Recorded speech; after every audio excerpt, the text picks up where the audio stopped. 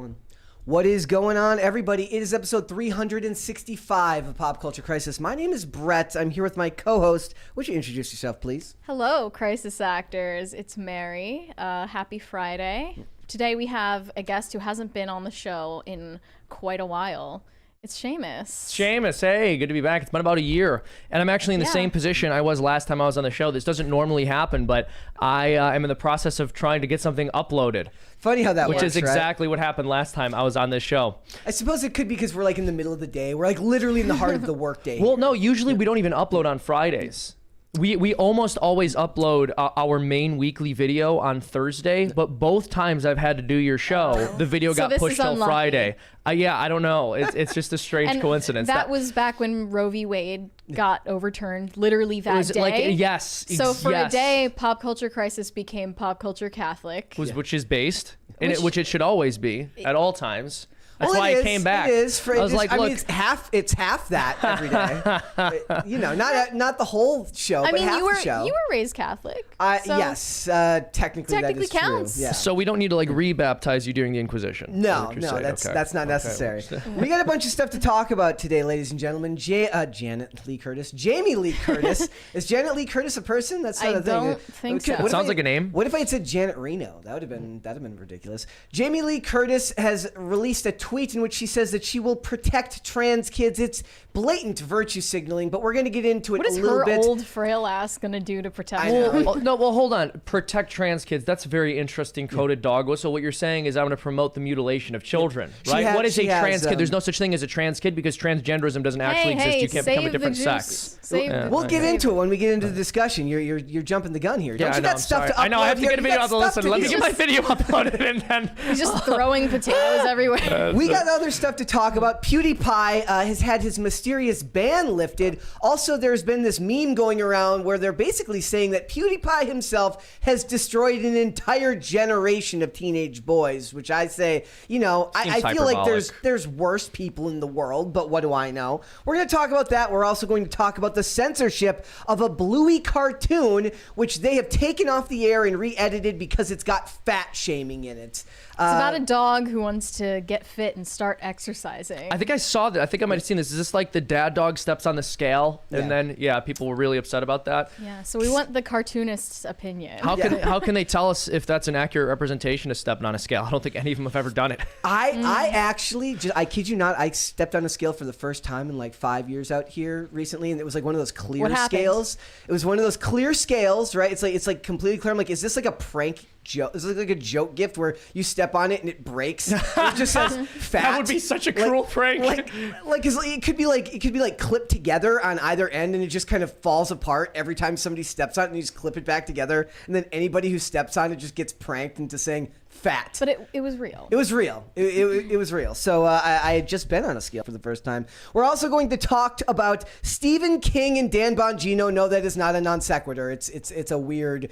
world we live in these days where that what are those two up to? Yeah. Twitter beef. They're beefing on Twitter. We're also going to talk about Seth Rogen, his thoughts on the writer's strike and what he considers to be fair and equitable stuff in Hollywood when it comes to producers and CEOs. It's full of communist rhetoric, of course. So if you guys are ready, we will get right into it. Mary, are we ready? Yes, let's go. Seamus, are you ready? Look, there's nothing we can do at this point. The ball's already rolling. The show is on air. It was a rhetorical question, my friend. We're going to get started anyways. Boy. All right, so before we get into all that, I do have a very suspect thing that I want to point out here from Cosmic Book News. They had a poll up there today, and it asked people, who is your favorite Batman? And frankly, right now, the fact that I'm seeing George Clooney as the overwhelming favorite Batman just seems like the fix is in on this one. Was George Clooney really the overwhelming favorite? Right now, he is in the lead by 40% over Val Kilmer is second. And that it seems fake to me. I'm thinking that some 3 a.m. ballots came in and got this to where it needs to be. I don't think this is real. I like think that our Pats is at the very bottom. Yes. Exactly. I think what's happening here is they want to try to plan a reboot with George Clooney, and so they're rigging the election in order to justify it. That's totally reasonable. They were saying that he might have an appearance in the Flash movie coming up. There you go. And Michael Keaton is second to last. Everyone knows that's not true. Yeah, and there's no Dane here to yell at me about Ben Affleck being third to last when we all know that he shouldn't be that low down the list. But George Clooney is 40%. Val Kilmer with a meager 11%, and Adam West with 10%, tied with Christian Bale. You know, rigged. It's rigged. It's all rigged. Yeah. All right. Let's talk about Sylvester Stallone's... they're also wondering where their poll is. Oh, we had one today too, guys. Yeah. We're gonna put this up right now. Hold on, guys. I'm gonna add it right now. I was gonna add it before the show. Yes. This has to do with something we're gonna talk about later. So who is destroying the next generation of teenage boys in this country? Generation of teenage boys. So your options are: number 1, Pewdiepie. PewDiePie. Number 2, Ben Shapiro. Number 3, Andrew Tate. Piro, hold on. We can have 4 total options. Yes, and number 4, Joe Rogan. We've got a super chat from Shane H. Wilder.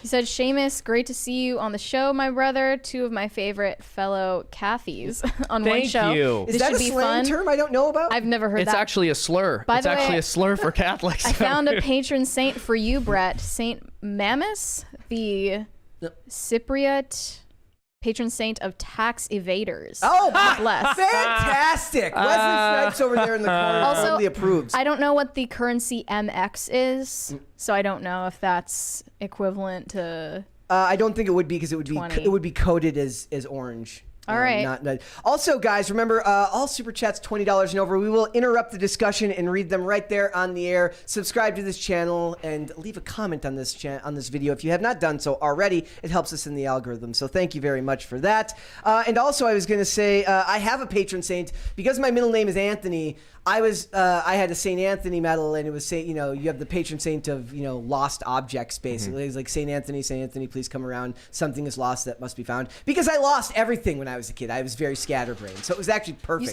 When you say I lost everything, it sounds a little too dramatic. I lost everything. I lost many possessions only to find them again. There, how about that? Is that more? I like that. It's a little less histrionic. It seems more true to life. I lost everything all the time. They took everything from me. You don't know what it's like. Growing up in to tell them everything's gonna be okay when you know it isn't. Luis Aguilar said, fat shaming works. On an unrelated note, I've lost 8 pounds this month. Can I get a good job, buddy? Gotta keep going. Good job, my friend. Good job. I'm not gay, but a $20 super chat is a $20 super chat. Exactly. It's funny too, because I've taken to posting, like, whenever I post skating content on Twitter, because it's just not really the platform to post that stuff. Yeah. I always tag it with a comment about, like, look, go get some exercise, go walk, go run, go do whatever it is you like to do. And a bunch of people are like, hey, boomer, stop telling me what to do. I was like, I'm not a boomer. You can't call me a boomer. I'm like, but that's not, you don't understand. Like, you're not, it's not a literal truth that you're a boomer, but it's metaphorical truth. I'm a boomer in spirit to them, because I'm telling them to better themselves. Yeah, exactly. All right, let's talk about Sylvester Stallone's kids, shall we, Mary? Yeah, they just recently went on the Chicks in the Office podcast at Barstool Sports, which is just hilarious. I'm still waiting for a definition of the term barstool conservative. I wonder if the Stallone sisters are. When did this, I just started hearing this recently, barstool conservative. I mean, it basically just means libertarian right. Yeah. Doesn't it? Like, I don't know if it exactly means that, because people will describe libertarianism as socially liberal but fiscally conservative, but that's not an accurate description of libertarianism, like, at all. That's a really, really bad explanation. And then with the Barstool Sports stuff, my understanding is it's just sort of conservative. It's basically that, like, promoting degeneracy while not wanting to be taxed, basically. Does Barstool support degeneracy? I'm sure they do in some way, shape, or form. They're probably more into the sexual revolution. Well, they started the Call Her Daddy podcast, which eventually launched off of the platform. So that's caused a lot of destruction to the female psyche. And to be fair, I don't know. Basically, I really don't know anything about Barstool Sports. But when something is called libertarian, pro-choice Republicans. Yeah, okay, then the degeneracy, garbage. I don't know. But anyway, Sylvester Stallone's daughters, Sophia and Sistine. There's a $50 one right there. Oh, from Retrocalypse? That's really hard to say. Party, love seeing Seamus everywhere this past week. Love you all, and God bless. Oh, thank you. Thank you. So, their names are Sophia and Sistine. And they said that there have been guys on first dates bringing their resumes and scripts to them. Shoot your shot, King. Based. I say. So based, like, dude. That's amazing. Essentially trying to date their father They're like, through look, them as proxies. They're like, look, Sistine, you're hot and all, but your dad is an absolute Sistine giga is a cool Chad. name, though. Yes, I always liked that Stallone was like a Catholic in Hollywood. I mean, I still think everybody could enjoy the Rocky movies. Like, if you went through and you watched the Rocky movies now, I think just about everyone can appreciate a movie about overcoming the odds. I don't know, man. Yeah, I don't know. I don't know that everyone's interested in watching a movie about a privileged white male, quote unquote, overcoming the odds. It was handed to him. That is true. He didn't even win the match in the last. If it was first one. exactly, if it was Rocky with like a non-able-bodied person of color who was also trans, then I think you might be onto something with the fact that everyone could enjoy it. But actually, the funny thing about it is the story kind of translates beyond that, because the Creed movies have become very popular. I mean, they're not Rocky level popular, but that's starring Apollo Creed's son. So they do have their representation in the Rocky universe now. I did see the first Creed film when it came out, and I never saw any of the Rocky movies, to be honest. Did you enjoy it? Yeah, I liked it. That's actually the sign of a good movie like that, is if you can go in and watch something where it's supposedly connected to something else, but you can still enjoy the movie experience. I watched the X-Files movie before I ever saw the television show, and I love that first X-Files movie, even though like you have to. Like, you can infer things that you see there. Like, the points that are connected to the overarching story, you can infer, but you don't have to know about them. Well, and like sometimes that'll happen too, where you pick up a piece of media that is further down the line in the franchise and then become addicted to it that way. Dude, when I was a kid, like before we had Netflix, before my family even had the internet, I remember we would just have these sort of sparse like VHS tapes here and there. Yeah. And there was so much that we weren't allowed to watch. And so when we got our hands on something remotely entertaining, we just like loved it. And rewatched Yeah.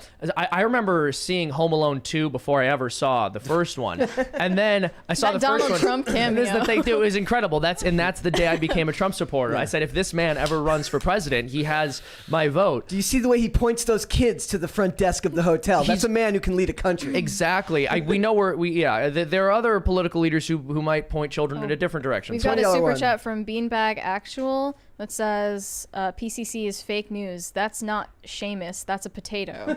That's. I mean, are the two mutually exclusive? One could be both. I think we all have a mutual understanding that racism is okay on this episode. Well, as long as it's people, against white people, yeah, yes. exactly. That's fine. You know, my most liked photo on Twitter was when I posted the picture of the potato that was in the IRL chair, and I tagged you in it. Look, the people love me. Some casual racism there for everyone. It was branding, okay. It's what it was. But they're really pretty. But I can see the Stallone in them. Well, yeah. Plus, then you have to go home to their dad, who's like hulking tall and muscular, and then you're like, sure, you're in your I love 70s. Samaritan, yeah. sir. I love the movie Samaritan, sir, and I'm a big fan of the Expendable movies, and I'm here every day pushing Tulsa King on everyone. Well, maybe you're a good, respectable person who's going to treat his daughters right, and you don't have any need to fear the fact that the father's Sylvester Stallone. That's true. You know, $20 one right there. From Gordon Shumway. He said, Seamus, nice to see you on PCC. Next time I see you at the pub in Savannah, drinks are on me. Just no raspberry martinis, if you know what I mean. What is that supposed to be referring to? So this is hysterical. There is a pub in Savannah that I have stopped at before. It's a fun little spot. I'm not in Savannah often anymore, so I don't really get much of a chance to stop in there. But there was a review of the place online where the person was going, 0 stars. I ordered a strawberry daiquiri there, and everyone, including the bartender, started making fun of me, and they laughed at me the entire time, and it was incredibly rude. I was like, this is the highest recommendation you could see for the place. Thank you. Oh, we've also got an Alec Baldwin themed crisis party today.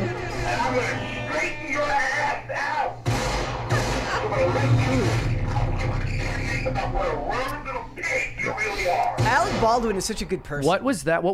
It was his voicemail to his 12-year-old daughter calling her a rude little pig. Yep. Wait, who? His Alec Baldwin's daughter. Oh, wow. Like, it's one of those things where you have to remember like that we have to point out the age of the daughter every time, as if it's not a horrible thing to say to a child. It's a horrible thing to say to anybody, really. Let alone your own child, no matter what age your child actually is. So on the other hand, contrasted with the Stallone sisters, this woman on TikTok made men on Hinge send her 500-word essays in order to date her. That's so based. That's amazing. It's horrible. Here's the thing. No, is it you guys don't amazing understand. or horrible? Pick no, one. it's based. It's super based. I would do the exact same thing. Look, you want to date me? You need to know at least 500 words.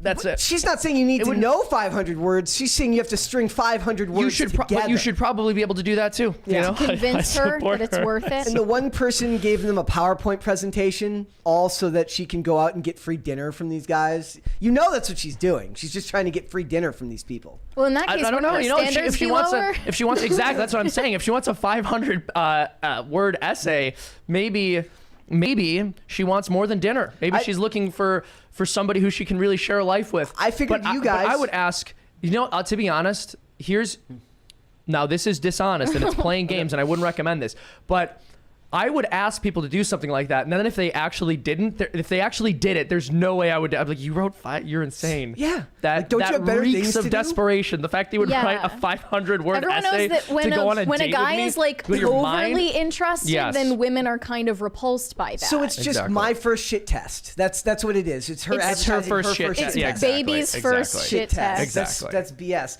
I figured you guys would appreciate the top comment in the chat down below. Says if she stepped away from social media and involved herself in worthwhile community activities, she might meet a nice, caring person who will show her merits in deeds rather than compositional rhetoric. Mm-hmm. Wow.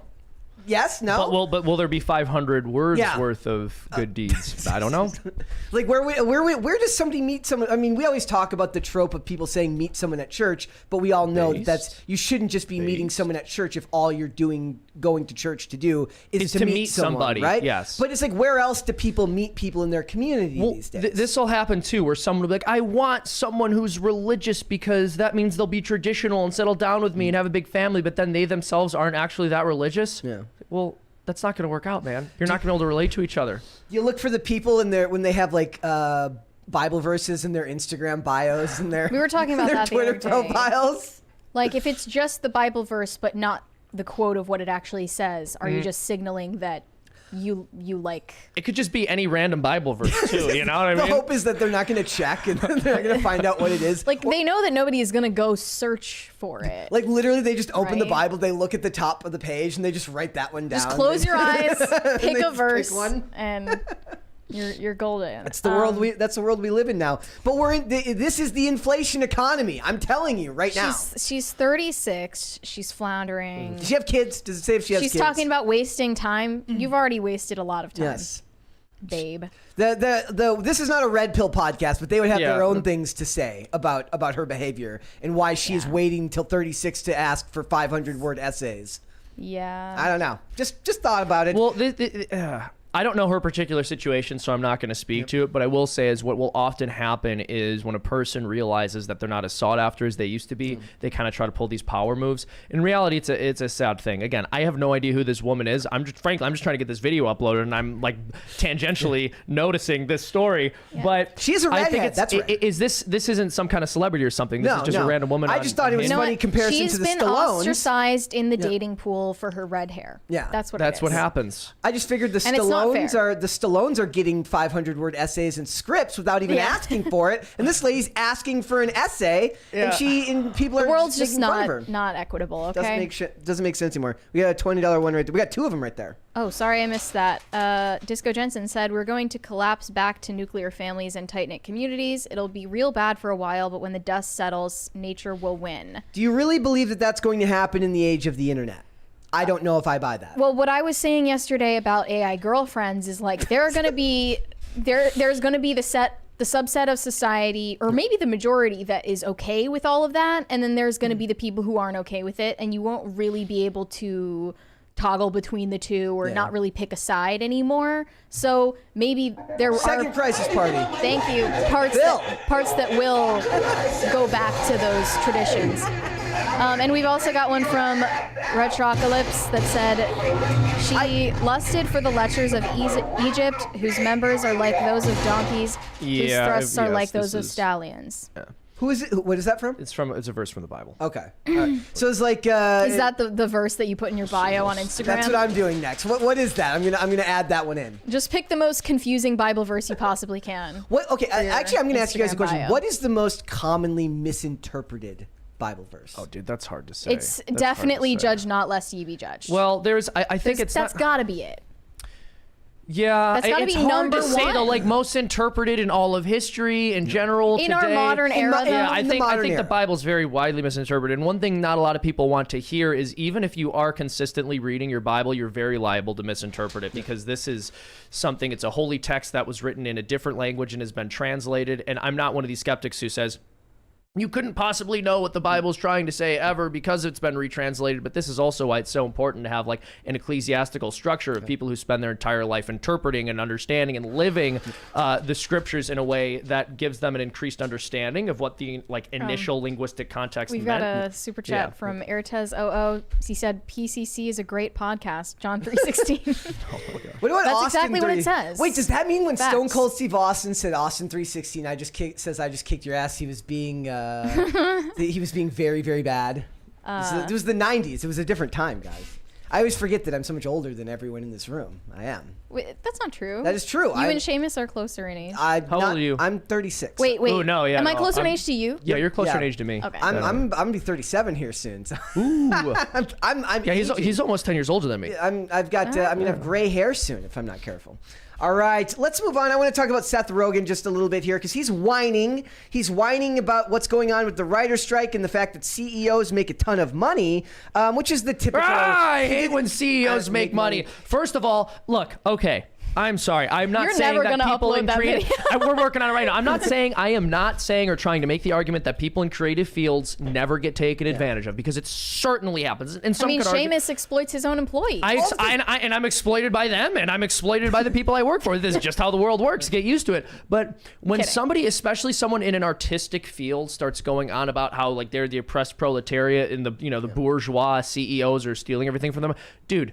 Come on, you're on screen for a living. You know, you're an actor. Yeah. Also, they've noticed now, if you notice now, with less and less content being put out at the box office, there's no real incentive for them to make anything that actually sells well because the streamers don't have to put out numbers as to what actually does well. What was his So it last doesn't one? matter. You People? Yeah, on Netflix, which is not going to matter. Sounded because, like it was a race baiting. He's mess. also the one who did the really bad version of the Santa Claus. He did Santa Inc. in 2021. It's just one like- of the worst It's shows horrible. ever. It's just Yeah. L after L for Yeah. Rogan. So here. this is his quote. He says, "I'm personally distressed by not having any sense of how successful these shows and movies we are making for streaming services are." Well, they're all laying off employees constantly, so I don't think they're all that He said successful. The secretiveness only makes me think that they're making way more money off of all of us than they want to share with anybody. These executives are making insane salaries that you would only make if you're running an incredibly profitable business. Again. Okay, I love. He also said, "Thank God that for the labor unions." I love that the secretiveness in Hollywood that he's concerned with is how much money the money. executives are making. Yep. Not the creepy stuff going on. Not the constant allegations of sex trafficking, child sex trafficking. Is he on the flight fact logs? that I need to know if he's on the Brian flight Peck logs. was hired back by the Disney Channel after being charged and convicted with sodomizing a minor under the age of 16, and then was brought back to work at the Disney Channel to consult with them over the phone. And Seth Rogen's like, you know what we need to get to the bottom of in Hollywood? Whether or not I'm making enough money. Yep, that's all the writers at the writer's strike too. That's what they think is the biggest problem in the entertainment industry right now. And if anything, I think that not revealing the numbers is done to prevent the image of the company from going bad because the numbers are so bad, Right. not because profits It's are about so lying high. to investors. Okay, exactly. And this is it's even more insidious than that, in my humble opinion. I cannot imagine a better industry to act as a front for sex trafficking than Hollywood, because you have attractive people from all over the world who are loosely connected to their families or don't have close familial connections coming to that particular part of the world so they can be famous and be in films, and they're desperate for the approval of other people. And on top of that, in Hollywood, people overdose all the time. They disappear. I'll mention this as well. Films routinely lose money. Most most of them do. lose money.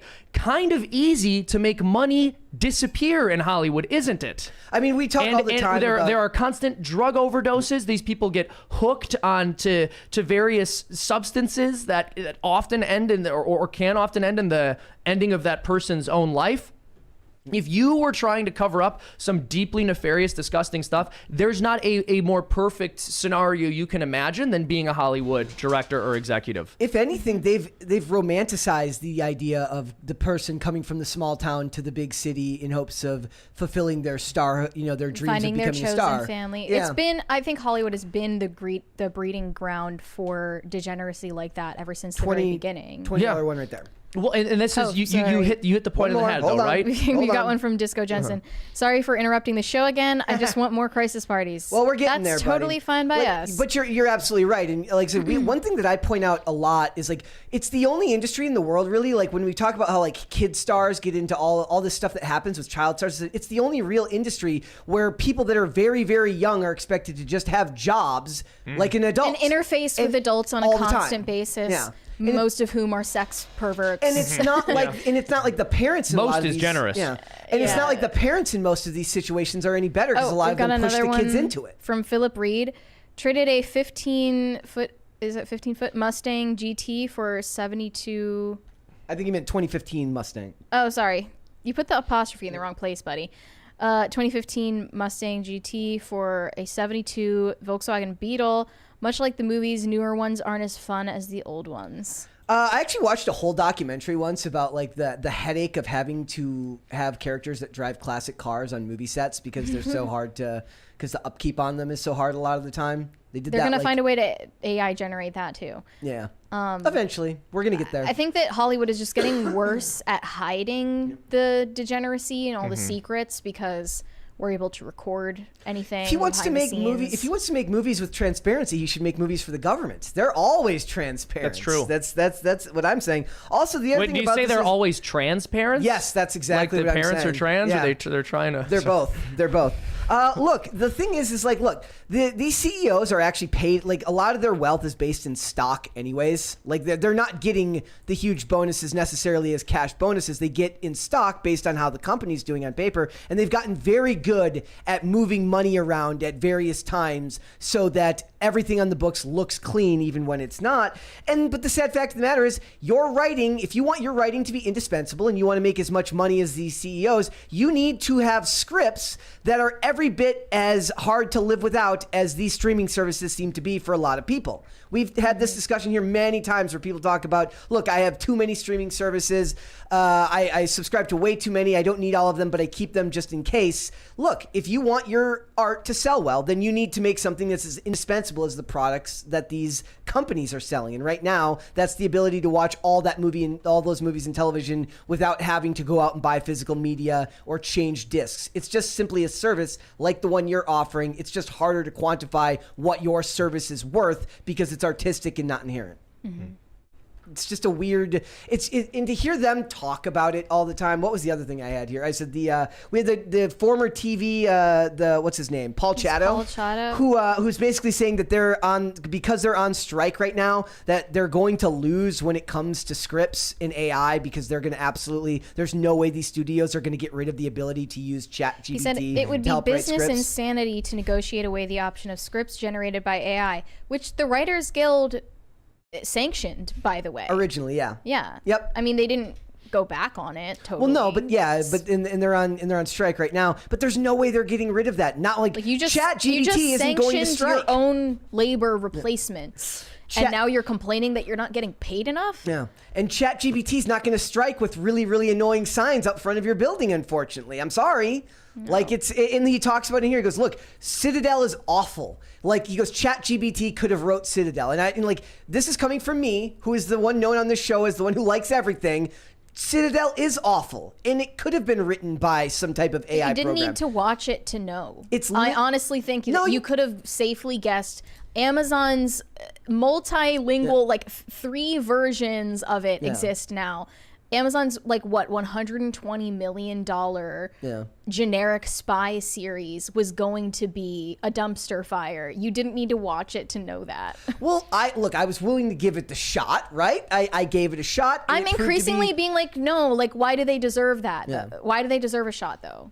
That's where I'm at. Well, it's not about them deserving a shot. It's just I limit myself with the ability to be pleasantly surprised if I don't take the risk to at least find out. I mean, it's sort of like them claiming that they are deserving of certain wages when increasingly the output of all these writers is garbage. Again, but that's me making the value judgment. Like, look, maybe they don't deserve it, but I'm putting my own ability to find something I like at risk if I don't take the chance. And like I said, I don't give them. I will just stop watching halfway through. I don't have to finish an episode. I don't even have to finish a season, even if I like a show. If I make it through 8 episodes of a 10-episode series, and by episode 8 it stops entertaining me, I will just stop watching. Like, I don't have that completionist need to finish something every time. So I definitely struggled with that for a long time. Some call it loyalty. Some call it the sunken cost fallacy.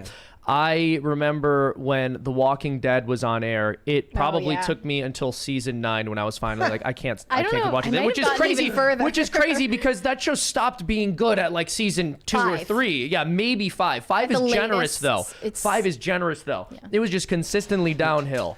And then finally, Negan, beats the audience to death with the camera in the season finale. Well, you don't find out who it is. He beats. That's what people were joking about. They're like, oh, the Walking Dead killed their audience because Negan beats the audience to death, or it's a POV shot. And then I really think that's when they jumped the shark. They wouldn't just tell you who he killed. They had to make you wait until the next season. It was Glenn. Yeah. You spoiled it. Yeah. It's been a while, so I think they should know by now. If it was different in the age of buying DVDs, because I used to buy season DVDs, right? It's like I would watch a show all the way through season to season, but maybe it's like I look back now and there's seasons of those that I will definitely skip if it's on streaming. But when I had the DVDs, I felt like I needed to watch them. We've got one from Jeremy Neese. Petition for Seamus to change the name of his company to Potato Vision. Oh, I'll think about it. It's a good one. I'll really have to strongly consider that. You could be one of those one of those tech companies and change the spelling of potato somehow. Make it somehow really hip. I feel like that would make it harder to brand though, right? It's like Tate and then like T-O-E. The number 8. Yeah. Right. And then we got one more there from Big Derp Energy. He said, at work, late to chime in with patron saint. I don't know how to pronounce that one. Is it Roche? Or Rocco? Rocco, I've heard. Patron saint of dogs and bachelors, 2 things which go together. Dogs are the only creatures on this earth who will truly love without pretext or expectation. Ooh, well, dogs can't really will the good of another. This is what I'm saying, though. It's not actually love. Dogs can have affection. Here's the thing. By the way, the video's finally up before I upset all the dog parents. We finally got the new Freedom Tunes video up. Please go check it out. After I upset you with what I'm about to say about dogs. I love dogs. Dogs are wonderful creatures. Dogs are an incredible gift from God. However, to truly appreciate something, you have to understand it for what it is. And while dogs are wonderful, a dog is not at the same level intellectually as a human. And I know that's a shocker because maybe you interact with some people on a daily basis who seem they're beneath the intellectual level of a dog. But trust me, humans do have some rational faculties built atop their passions. And for as wonderful and lovely as dogs are, they can't make the conscious decision to will the good of another because they operate based on instinct, right? They operate based on, I guess, what we might call their passions. And they can't go through the long-term reasoned arguments or grapple with the I guess development of virtue that would be necessary in order to show sufficient love. Because a dog is reacting to its emotion. Like when a dog runs up to you and licks your face, it's like your dog only does that when your dog feels like doing that, right? Your dog never goes, okay, I don't feel like greeting my owner today, but I know he's had a bad day, so I'm going to do that for him, right? So in that sense... We've got one from Joshua029. Seamus, 1, do I harvest when the leaves start wilting or wait until they're brown and dead? Potatoes, I mean. You continuously prove to be one of the most knowledgeable and impressive people online, an actual hero. God bless. All right, tone down the praise. You are very kind. No. Keep it coming. That's very extremely kind. Above that? Timothy Duvet said, Mary and Seamus, what percentage of your Catholicism is unwavering belief, and what percentage is Pascal's wager? Hope that makes sense. You can't divide it into percentages. Alec Baldwin can. Hold on. Thank you. I would like, that's a really good question. Go ahead. So now that I probably could have cut it at the first straighten your ass out. Yeah. Sorry, it's almost done with the week. So, all right, now that my video is up and I don't have to focus quite so much on what's on my computer screen, I think I can answer a question like this. Maybe I'll let you answer first, Mary, because you were saying something about how it can't be broken up into percentages. Yeah, I don't think it can be. But if I had to, I would just say it's 100%. Honestly, this is a stupid answer, but it's my intuition.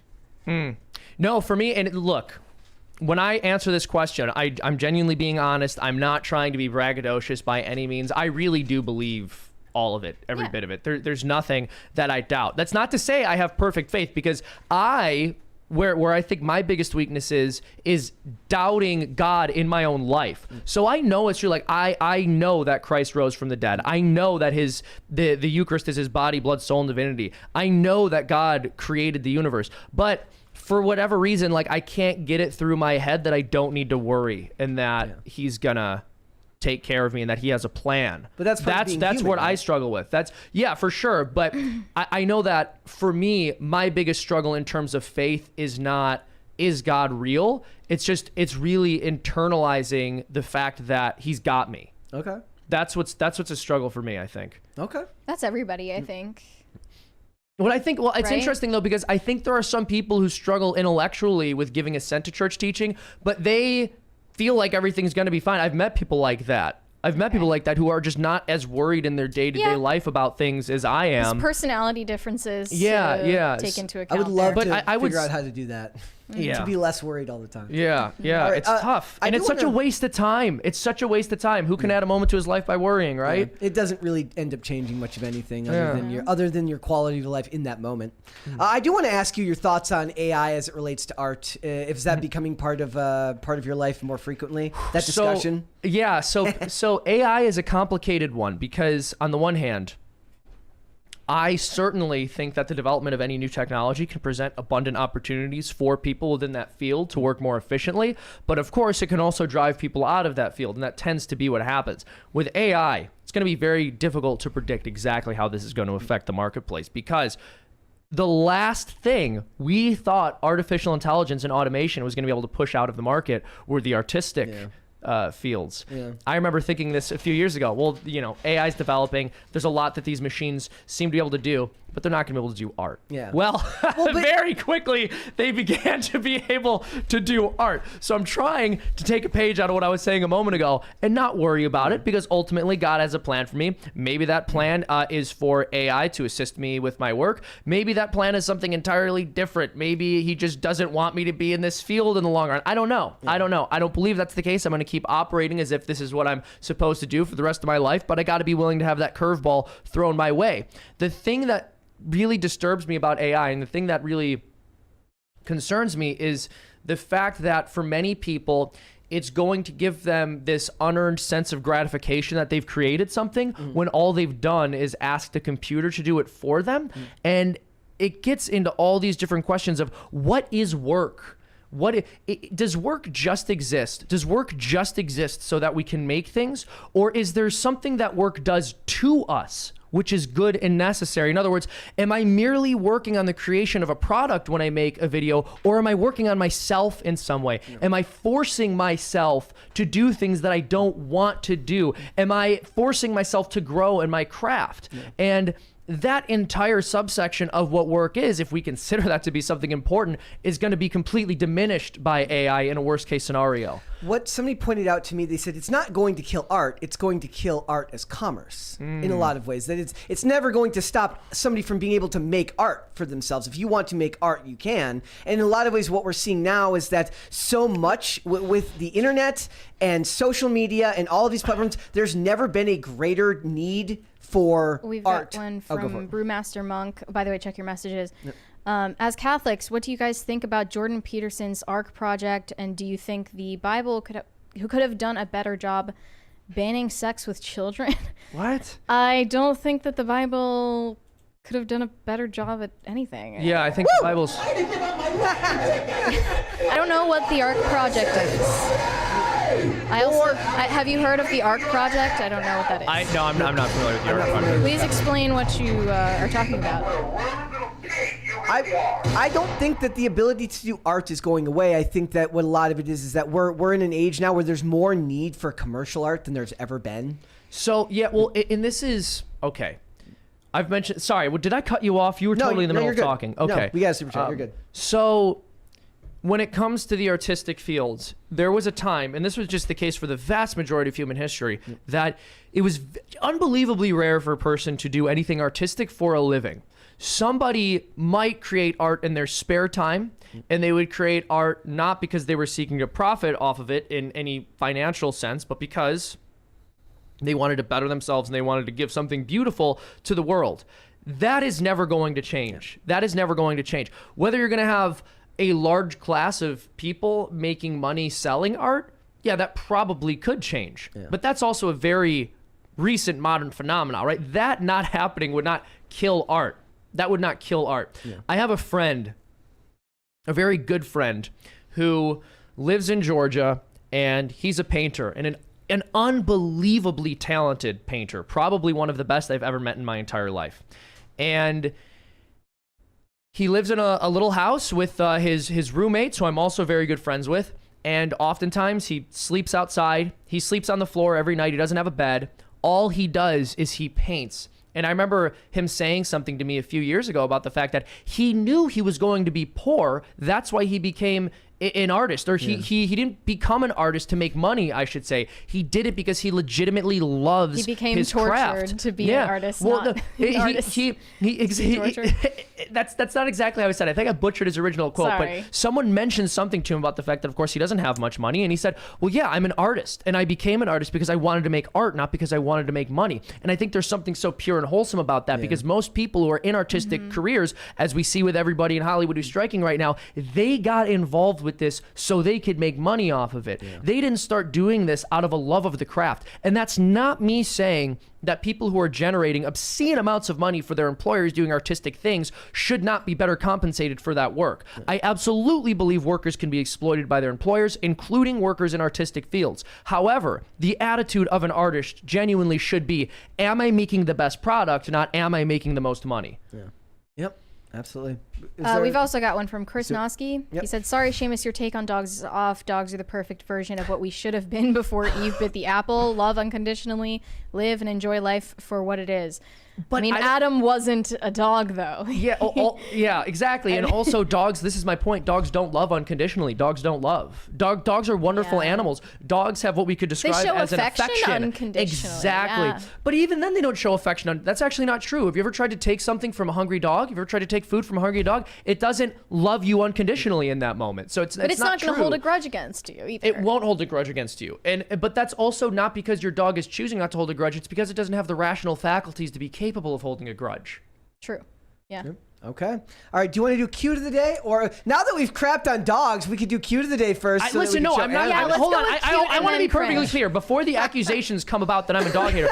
I love dogs. I think dogs are incredible animals. They're one of my favorite animals, and that's why I think they need to be appreciated for what they are, instead of us creating a bunch of fictitious nonsense about how they're truly wonderful examples to human beings. We can learn things from nature, okay? But dogs cannot love because they don't have an intellect. I do notice that there's a tend to anthropomorphize. Like, they're like, look at, he's smiling. I'm like, is he smiling? I always am the nerd that wants to say that about dogs. Like, they actually don't have a capacity to love. So she's calling you a nerd. No, and that's fair. It's true. But it's true. It's true. And when I see a dog, I'm like, oh, who's a good boy who doesn't have the capacity to love? No, like I love them, and almost every single time, my friends make fun of me because whenever we're out in public and someone has a dog, I'm like, can I please pet that dog? I love them. I think they're incredible animals. But what we've done as a culture is we've taken love from being an act of the will and we've moved it down into the passions. Yeah. I feel this way about something, therefore I love it. No, you don't. That's not what love means. Okay. All right. Shall we do cute of the day then? Seamus, here at Pop Culture Crisis. We got one more from Brewmaster Monk. The Ark Project is Jordan Peterson and a bunch of old money types and building Vivek an ark? Ramaswamy's attempt at creating a new covenant, presumably between man and God, but definitely between the classes. I don't know exactly what you're referring to. Look, we just talk about celebrities here. Like, yeah, we'll have to check that out later. Yeah, I don't know. It We're going to do suspicious. Cute of the Day. Guys, remember, if you want to submit your pets here for Cute of the Day, you can hashtag PCC Pets on Twitter and tag in myself or the Pop Culture Crisis Twitter handle at Pop Culture Crisis Pod. It's not pod. Underscore show. Underscore It's show. Pop Culture underscore show. I don't want to misrepresent them because that sounds quite remarkable. They're trying to create a new covenant project. I've never heard of that. I don't think that. I would be very surprised if that's what they're trying to do. I didn't even know Let's look up that Jordan Peterson personally professed a belief in God, actually. I thought his thing was like, he's like, I don't know if I'm religious, but I live every day as if, he said he lives as if God exists, but is not. Just in case. Sure. Yeah. I don't know. Well, that's just an agnostic then, isn't it? I have no idea what. All right, we're moving on, guys. We got a bunch of cute pets of the day here. Starting first with Music Kitty on Twitter. I'm going to put this one on screen here. Cat? It is a dog. That was a disappointment. All right, you know what? I'm going to put my laptop away now, so I stop looking at it. Look at this cute animal with no capacity to love. Well, he has no capacity to love. Look at you. Oh, look at you. You're a good boy. We got a couple more. Here we have. This is so weird because people like my. I think we already showed this one. Did we already show Mia? Did we already show Mia? We did. My feelings towards dogs are not any less warm.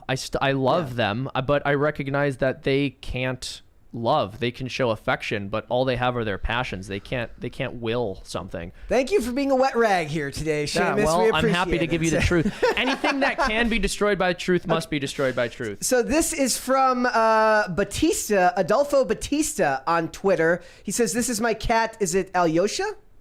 Now cats. Now hold on. Now cats actually are evil. Everything people think I'm saying. Everything people think I'm saying about dogs, I'm actually saying about cats. Here he is, and then there's some Seamus, chickens. L take from Seamus. No, to be honest, I do enjoy cats. I had a cat through high school. My family had one. He was a wonderful little creature. There's this old dog versus cat rivalry. I think they're both wonderful animals, but you have to appreciate them for different reasons. Yes, they're very different. But hold on, this actually speaks to the point I was making earlier. If you get a cat expecting it to behave like a dog, that's going to make you appreciate cats less. If you get a dog expecting it to act like a cat, you're going to appreciate cats less. If you get a dog thinking it's capable of human love, you're going to appreciate dogs less. Which is why my point should help people appreciate dogs. Would you also appreciate humans less if you did that? Expected humans to love? Yeah. Well, if you start to imagine that a dog can act like a human being, you're going to start to appreciate both less. Yeah. Well, I think that happens too because a lot of people will say, I love dogs more than I love people. Yeah. You love dogs more than you love people because it's easier for you to project your identity onto a dog, and humans can assert themselves, and you don't like getting pushed back. That's why you love dogs more than people. We see that. I see that type of propaganda online all the time. Mm-hmm. It's like what you're essentially saying is I'm a self-centered person and I can only love things that I'm able to project my own identity onto. Yeah. That's what someone means when they say I love dogs more than people. No, okay. Now with the handful of exceptions of people who have significant mental issues, etc., right? Well, we have not just dogs and cats. We have reptiles on PCC Pets. We elect them even. Yes, Dewey and some of the babies, mother and thumb for scale. You can see it right there. Why can't I see? Why do I have to turn? On this monitor this is not here. fair. Yes. Maybe I don't want to expose the audience to my profile. Yeah. Maybe that's the one thing I'm trying to keep hidden in this. I can't even see it, dude. This screen's so far away. Yeah. Well, you could have the chat up on the laptop there. You could pull up the YouTube channel. Oh, you know what? I don't know why. Mute the laptop. It should be muted. So yes, that is. I don't know if it is muted. It should be. It's probably. Yeah. It is. Yeah. All right. Pop culture crisis. That's a lot of pets that aren't just dogs and cats. Guy who narrates everything that he types on his laptop. Opening. What is the password? www.popculture. What is the password? Hold on. I'm gonna vote on this poll.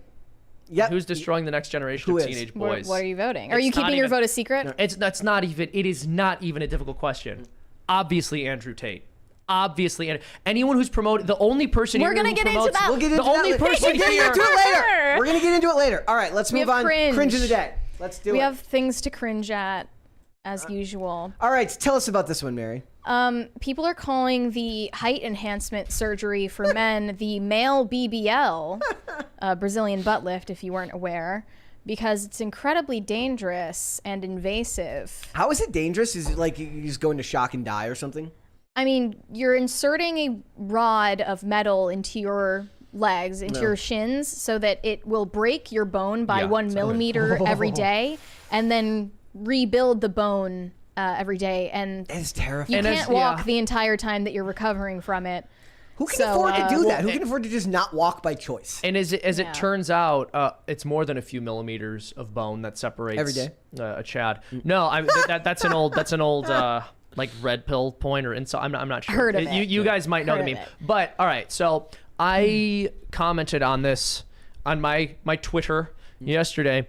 I think it is very sick and sad that we have a society that values immutable superficial characteristics to the point where a person would feel that it would benefit them in any way to make a serious surgical intervention it's not that to their we place body. So much emphasis on immutable characteristics. It's more that I think this is a gender affirming care type of situation where men feel so emasculated and alienated from what masculinity actually means, aside from the surface level characteristics that, you know, if you're like 5'6", you probably think that this is necessary in order to really embrace like being a man. But that's my point, right? Because all of the emphasis there is placed on the superficial characteristics rather than the masculine virtue. It's kind of a result of people attacking masculinity all the time. That's one part of it. I think that it's not just that we've attacked masculinity in the sense that we openly criticize it. It's that we have undermined what it actually means to be a man. And so what feminists and social constructionists have done is they've tried to strip any social aspects or expectations out of sex and out of the fact that there are two different sexes. And they do this thinking, oh, we're going to make everyone more free, arguably, or if we take them at their word and more charitable. But in truth, all you do when you try to remove the social constructions from human sexuality is reduce us to our biology. So now the only way you can express yourself as a man is through biological means. And biologically, men tend to be taller than women, right? So I will be able to more... I will be able to more fully embody masculinity by making myself taller. There's also an element of this guy's he's insecure about his height because women have rejected him because of it. I would imagine that insecurity plays a far bigger role in the individual case for each of these people. Everybody get your... We're not having the audio. I don't want to get copyright. Yeah, you do. He was 5'6" and went to 6 feet tall. There's something to me about like it was worse. 5'5". Yeah, it was worse when you said like they went from like 5'3" to 5'9". I was like, there's just something. Sometimes they only choose to do it a couple of inches. There's something soul crushing about going through all of that pain and work just to end up at the height of the average American male. We've got one from the mayor of Serious Town. Seamus, as an avid Christian and potato enjoyer, I agree with your theological description of love. Would love to hear more theological discussion from you. Please ask Brett and Mary for an intro to all the good anime. Thank you very much. I really appreciate that. As far as theological discussions go, for me, my faith matters to me a lot, and I do really try to keep up on it and do research so I can have these kinds of theological conversations, but I'll generally avoid them if I know that I'm approaching a topic where I'm out of my depth. So that's why when people are like, oh, I want to see a conversation between you and this person, it's like, well, I would really want to do sufficient research before talking to anyone about any like specific issue that's in their niche. Yeah, like I don't have exactly, and that's what I say. I am a secular person who is Catholic, who runs a business, and who comments on politics, and I never leave my faith out of it. I don't shy away from it, but I'm also not formally educated in theology, and I've never claimed to be any kind of authority on it. So I just like to remind people of that. But I'm happy to have theological conversations with people, and I'm happy to bring up the things where I'm in my comfort zone, but I wouldn't want to veer out into an area where I'm less qualified and accidentally misinform people. I think the worst part of the male height enhancement thing is that it's done on guys with a short person's upper body and like facial structure and physiognomy, and then they just have these really disturbingly long and lanky shins. I didn't think and that it just looks utterly ridiculous. Yeah, like I feel bad for them to have not been able to find a way to be comfortable with how they look. Yeah, like it is something. I don't know if it's to watch that. I don't know if it's part of like how you were raised or what you've but the reaction we have to this should be the reaction that we have to actual BBLs and other plastic surgeries that women are undergoing, and then also the gender affirming cosmetic procedures that people are undergoing as well. I also in some sense I know you're referencing this as gender affirming, and I hear what you're saying, and this is something that the left will often use ironically when people on the right who say, hey, gender affirming, quote unquote gender affirming care is bad, they'll say, well, what about all of the gender affirming surgery that conservatives engage in? But I guess what I'm saying is with any of these surgeries, right, talk right through it. With any kind of plastic surgery, with any kind of plastic surgery, I just always find it so sad, right? Because God made your face that way, and there are some people who have severe deformities that will make it difficult for them to live a healthy life, and some part of their face doesn't work properly. So like with a cleft palate, right? Well, it makes sense to have a surgical intervention there because some part of your anatomy actually isn't working properly. But when somebody has a facial reconstruction for purely cosmetic reasons, it's like, God made your face that way. Like, your face is good. Why would you pull? It's sad. You're saying I would rather be what the culture values than myself. What about people who do it? Well, there's a lot of actors that do it for work. There's a lot of actors who do it because they feel that it improves their chances of being on screen because it's a cosmetic industry. But then it just makes everyone in Hollywood look the same. They're less distinctive, and they're also, because of Botox, not able to actually emote with their faces anymore. Yeah, the worst example actually of that makes them worse at their job. The worst example of that is an actress named Lauren Holly, who's a fantastic actress, and she had so much work done on her face that now she has to play like blandly serious all the time. It takes you out of the universe in which that character exists. You can't even play historic characters anymore, period pieces, because you have a modern face. Well, and this is also okay. Oh, we've got one from Gordon Shumway. No, from Deuce Boogaloo. Sorry, Deuce Boogaloo. Hold on. He said, watching Vinland Saga and Christianity is given much importance. Something said is true love is unattainable in life because preference, familial, erotic, etc., is discriminatory, and that only in death can one personify love. Is that a real Christian teaching? That's what? So that formulation, and again, this is what I was mentioning earlier. I like not to get out of my depth. The one thing I can say is that human beings are not capable of loving perfectly because we are not perfect. You can't give what you don't have. Yeah. But I don't know, especially with that formulation. I'm not sure about that. You don't love someone because they fit your preference of everything and your taste of everything like a product. Though. You did mention earlier. You said there are some situations where you feel like surgery is okay. It's okay, but not something to be celebrated. I mentioned, like, if a woman has given birth to a bunch of her kids and she wants to get a tummy tuck, I really don't look down on that. Okay. I don't think that anyone should pressure her into doing it or anyone should celebrate her for doing it. But if it helps her feel confident after she has literally sacrificed her body to give birth to the next generation, like, I really don't look down on that. Okay. Is there a guy's version of that? Well, no, because they don't sacrifice their bodies to raise children. Well, in different ways, depending on the kind of field they're in. He goes to work every day. They don't gestate. We don't be doing that. Yeah. They don't be gestating. Men don't be gestating. It don't be like that. That's like one of the things that actually defines man is that you're not capable of that. That's one circumstance I thought of, at least. Yeah, I'd have to give that more. I'm not sure how I feel about that, but I hear what you're saying. I'd have to think about that. I've never considered that before. One more from Big Derp Energy right there. He said, wondering if my second $20 super chat was intentionally shelved. This is the third. Would appreciate having the other one read considering it's part of the bourbon budget. My dog is patient, kind, doesn't boast or deal perversely. Oh. I don't see your other one though. Well, by the way, someone made a super chat that I want to, because they're asking a question about one of my arguments. Can I read this one?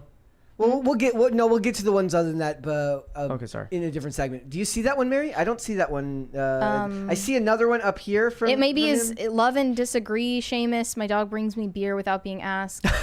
If that is willing the good of the other for their own sake, I don't know what is. Also, kids can't reason why they love you. Doesn't mean they don't. well, maybe they can't explain it, but reason is part of a child's love for their parent. That was from Big Derp Energy? I think, I think that might have been the one that we missed. Okay, sorry, buddy. I didn't know. There's a lot of them today. We didn't know we missed it. We'll get back to the one you want to talk to in a different segment. So let's move on. Let's get started for the day, guys. We got a bunch of stuff to get into. We're very, very behind schedule. We're here super today. behind. We're so behind schedule today, but that's all right. We're having fun here. It'll take me like 5 seconds to respond to this. Sorry, go for it. So for $5, Royal Wolf said, "Wouldn't the whole God made you that argument also apply to deformities?" I mentioned while I was formulating my argument, I was pretty careful to mention that if you're restoring something that works improperly to its proper function, that's fine. But to just modify something because you don't like it cosmetically is different. Anyway, continue. Okay. I'm sorry. All right, we're getting started, guys. We are going to talk about Jamie Lee Curtis. She had a tweet that went up. It was an infographic. It says, "I will protect trans kids." It says, the Halloween franchise star made her thoughts clear with a simple post on social media. It says, "I will say gay and I will protect trans kids." Brave. None of them have read that bill. That's I guarantee. so stunning. No, it's the wait till they're 8 bill. Seven pages long, and none of them read the damn bill.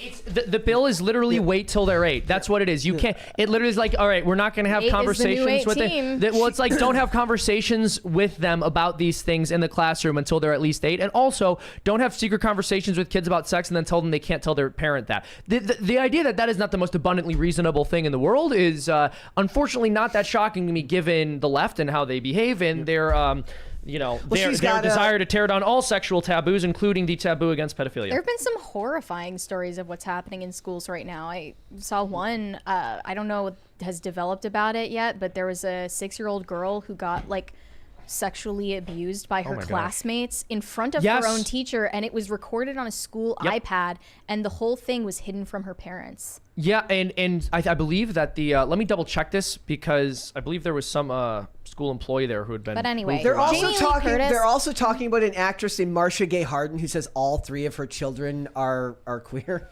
I will elaborate that Jamie Lee Curtis has a photo, a painting of a naked dead child in her office, just hanging up casually, and also has a son, who identifies as MTF. So that will provide some context for why she's so preachy about gender. She also claimed that she wanted her Oscar award to have they them pronouns. Yeah, well, that's maybe the cringiest out of all of it. It's just like, hello, fellow kids. Yeah. No. Well, do you think part of it at least arises in her perspective, assuming that if we were to give her the most charitable definition, of course, I'm not giving her this. If we were to give her the most charitable definition of a woman who just wants to love her kids unconditionally, would that be an argument that could have been made if we weren't already aware that a lot of these celebrities are so steeped in ideology? You can say, she would have good intentions behind what she's saying, but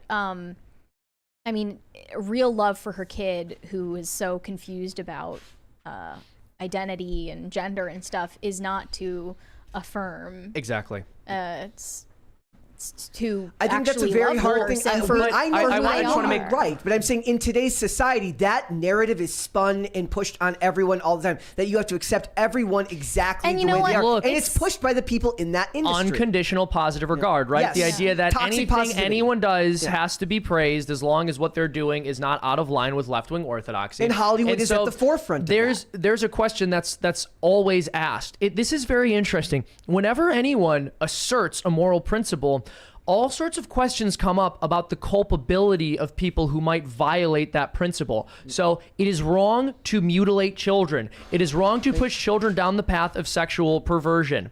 And whenever you point that out, people say, well, what about the parents who are legitimately confused because the culture has lied to them? Well, we can ask other questions about other scenarios. In countries where female genital mutilation is normal and accepted, are the parents who have been inculcated and indoctrinated by that culture into thinking that that's an acceptable thing to do to their daughter, are they culpable? I'm not interested in that question. I'm interested in stopping it from happening. Mm-hmm. Well, the first thing you could start doing is tearing down industries like Hollywood if you want to get the messaging pushed back, because that seems to be where a lot of this is pushed from. I think a lot of people, this surprised me, were critical in her comment section. Yeah. One person said, another actor who feels their opinion on other people's children overrides the parents' wishes. #cancel Hollywood. Another one said, protect them from doing something to themselves as a child that they may regret as an adult. This is ridiculous. Mm-hmm. Yeah. They have to know on some level too. Like, here's the thing. So I mentioned countries where genital mutilation is acceptable. Unfortunately, like the United States is one of those countries now.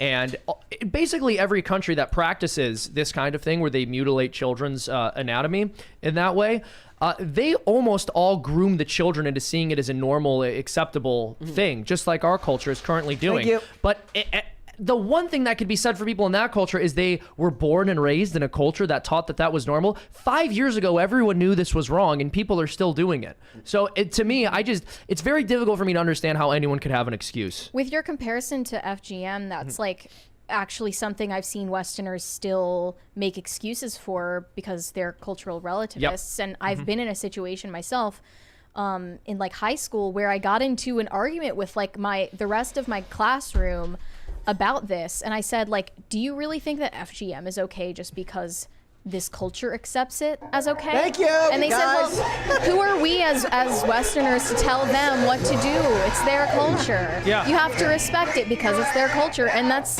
genuinely what they believe. But then you know what the perfect response to that is, or one of the many responses to that is, who are you to tell me as a Westerner with morals that I can't call out immoral behavior? Because it is ultimately a tyranny of relativism. I can identify that something in the world is wrong and point that out without some smarmy college student saying, who are we to judge? Well, who are you to judge the fact that I'm judging the behavior? If you tell me that I have no right to say genital mutilation is wrong, then you certainly have no right to tell me that saying genital mutilation is wrong is wrong. I also wanted to bring up the example of a child actor who was in The Good Doctor. Yep. We reacted to this clip from its first season where this actor was 14 years old at the time and played a transgender patient, male to female identifying, who had testicular cancer, I believe, or prostate cancer, something like that. Yes.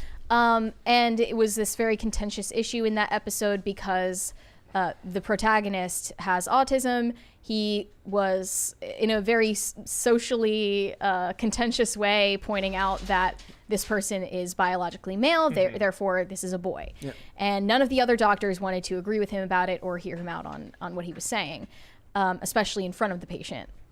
And this debate about this clip and what it meant was going on for a week or so, but I didn't see a response from that actor, who is now, I believe, like around my age. Yep.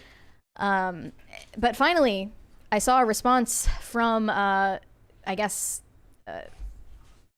hers Twitter account. Yeah.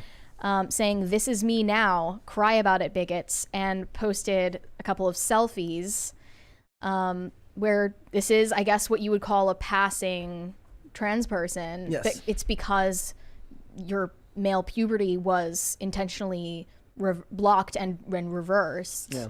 And then someone said, "You look female but still male. I hope you can transition back safely." And this quote tweet said, "I don't give an F what I am. The reality is transitioning young allowed me to prevent male development and instead develop more in line with a biological female. I'm so grateful for it. Once again, cry. # facts over feelings." That's a bizarre appropriation. There's a $20 one there when you're done. Okay. And then another post was pictures of this actor from the age of that they were when they were on the show, saying, "Women come in a variety of shapes and sizes, but sure, here's me with no filler and no makeup at 14, showing some headshots." Yeah. But it's like, what are you trying to prove? Like, if you are so secure in your identity and you are so secure in your womanhood, then why are you trying to get affirmation and validation and attention onto how you look from thousands of people? It's true of anyone who always has to respond to one of these things where somebody says something negative about them. They're like, "I don't care," and I don't care so much that Also, I'm going to tell you how much I don't care. Clear that I don't care. Yeah. I'm going to not care loudly. Exactly. It's like, hey, people don't not care about things loudly. Deuce Boogaloo said, "To clarify, I was saying Christians in Vinland Saga claim that human love preferences some over others and is therefore not true love. Seamus, can you please do reaction videos to the series? That's interested in your perspective." All right, it's actually not so Vinland inauthentic to love some. It's actually not inauthentic to love some people over other people or some things over other things. By the way, and this is something that's true of God as well. I love Saint Teresa of Lisieux describes it this way, where each person is like a differently sized container to be able to fit God's love. God just pours his love over all of us, but different people have a different capacity to accept that, right? And so the Blessed Virgin Mary is more worthy of love than like your average guy on the streets. Even though you should love him tremendously too, there's nothing inauthentic about loving something or someone more worthy of love. Okay. Or giving more love to someone more worthy of love. Okay. So Vinland Saga, I've never seen that. That's a video series. That's interesting. Okay. And another point I'll add is that Jamie Lee Curtis's son is also into fetishes that involve children. I guess I should just come out and say it. It's like ABDL. Yeah. It's adult diapers. Oh, that's okay. Weird stuff.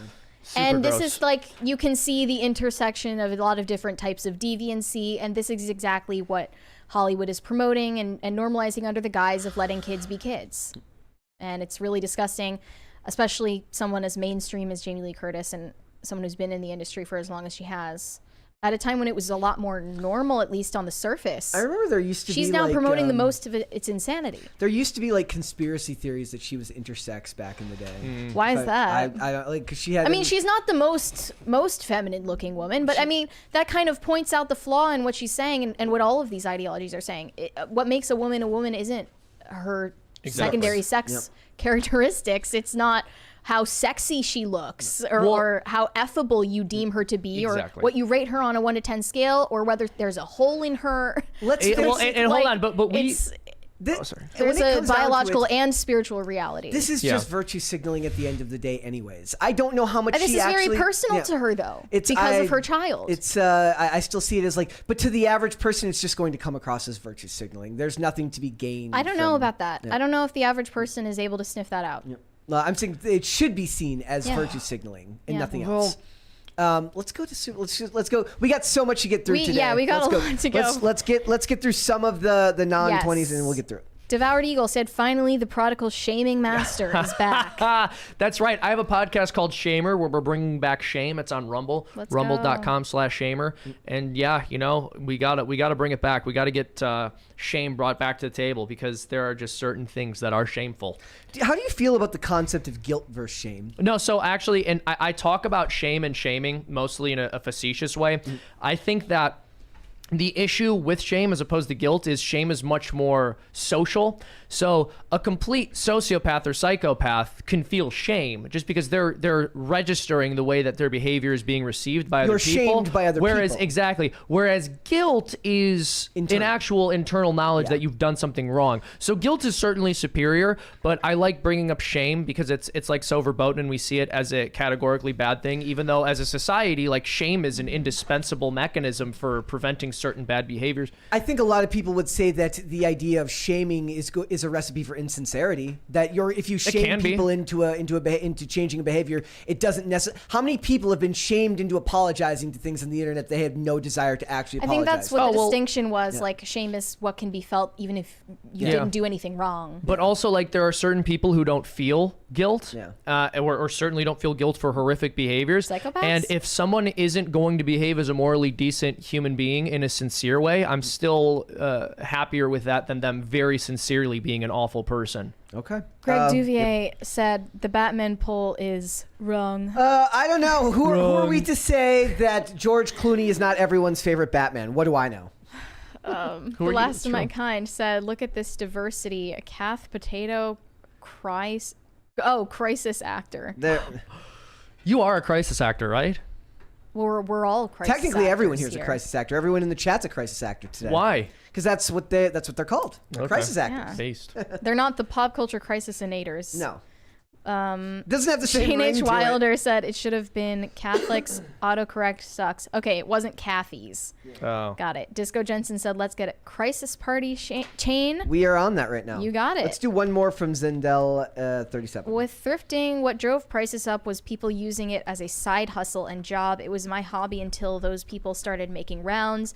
I can't find anything good to save my life. It makes me sad. I will That's say, what I was pointing out. Talking about thrift shopping? Yeah, like I still love to thrift because it's not even about the find. It's about the hope. It's for about the find. search. It's about the search. The journey. Like, look, I have so many shirts that I loved because they were such unique finds at the time. There were so many video games that I got for so cheap, be it vintage video games that I now look at on eBay. I'm not selling them on eBay, but I'm looking at what they're going for on eBay, and I'm like, I'm so glad that I was able to find this for so much cheaper at a thrift store. It's about the search. And the way it's like, I can have your grandpa style, I can take your grandpa style. For real, ask your grandpa, can have his hand-me-downs. Yes. That's what I'm always telling people.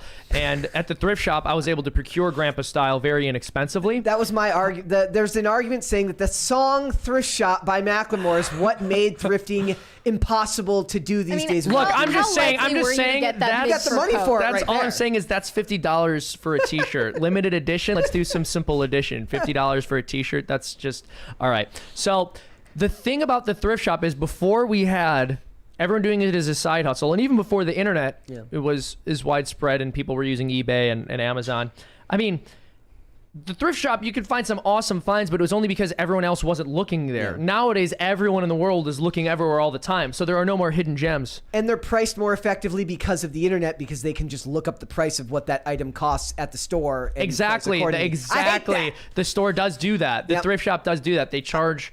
I have a friend that manages one in Minnesota, and he'll show me the crazy finds. He's like, dude, this is going up on, because they have their own eBay stores. These thrift stores have their own eBay stores that they sell on there. So when they get the really rare stuff, it doesn't go to the floor. It goes on the eBay page. Well, and it hasn't been a problem for me because of all the super chats that we're getting. Exactly. But I will say, I remember being able to go to garage sales or like flea markets, and old video games were dirt cheap. Yeah, like 25 cents for an N64 cartridge or something, or like a nickel for a Sega Genesis game or something. I was telling Mary yesterday, I said the day it died for me was when they started putting the old video games behind glass. That made me sad. Okay, we've got one from Shalom Maraquin.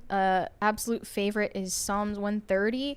Reminds me to keep striving every day for devotion, even if I'm not there yet. Okay, fine. I'll put that one in my social media profile. No, just close your eyes, open the Bible, and just start flipping the pages. Pick one out of nowhere. Point. Do one more and from up top there, and then we will move on to the next topic. We'll get through it. Jimmy Bags 86 said, Friday show renamed Catholic Culture Crisis. Yeah, that is what it is right now. All right, guys, we're moving on. So, did you know that Pewdiepie is one of the most dangerous men in the world? He has ruined... That's true. That's actually true. It's true. He has ruined an entire generation of boys. Is that not right? Is that not right, Mary? This is from a tweet on the account Everything Out of Context.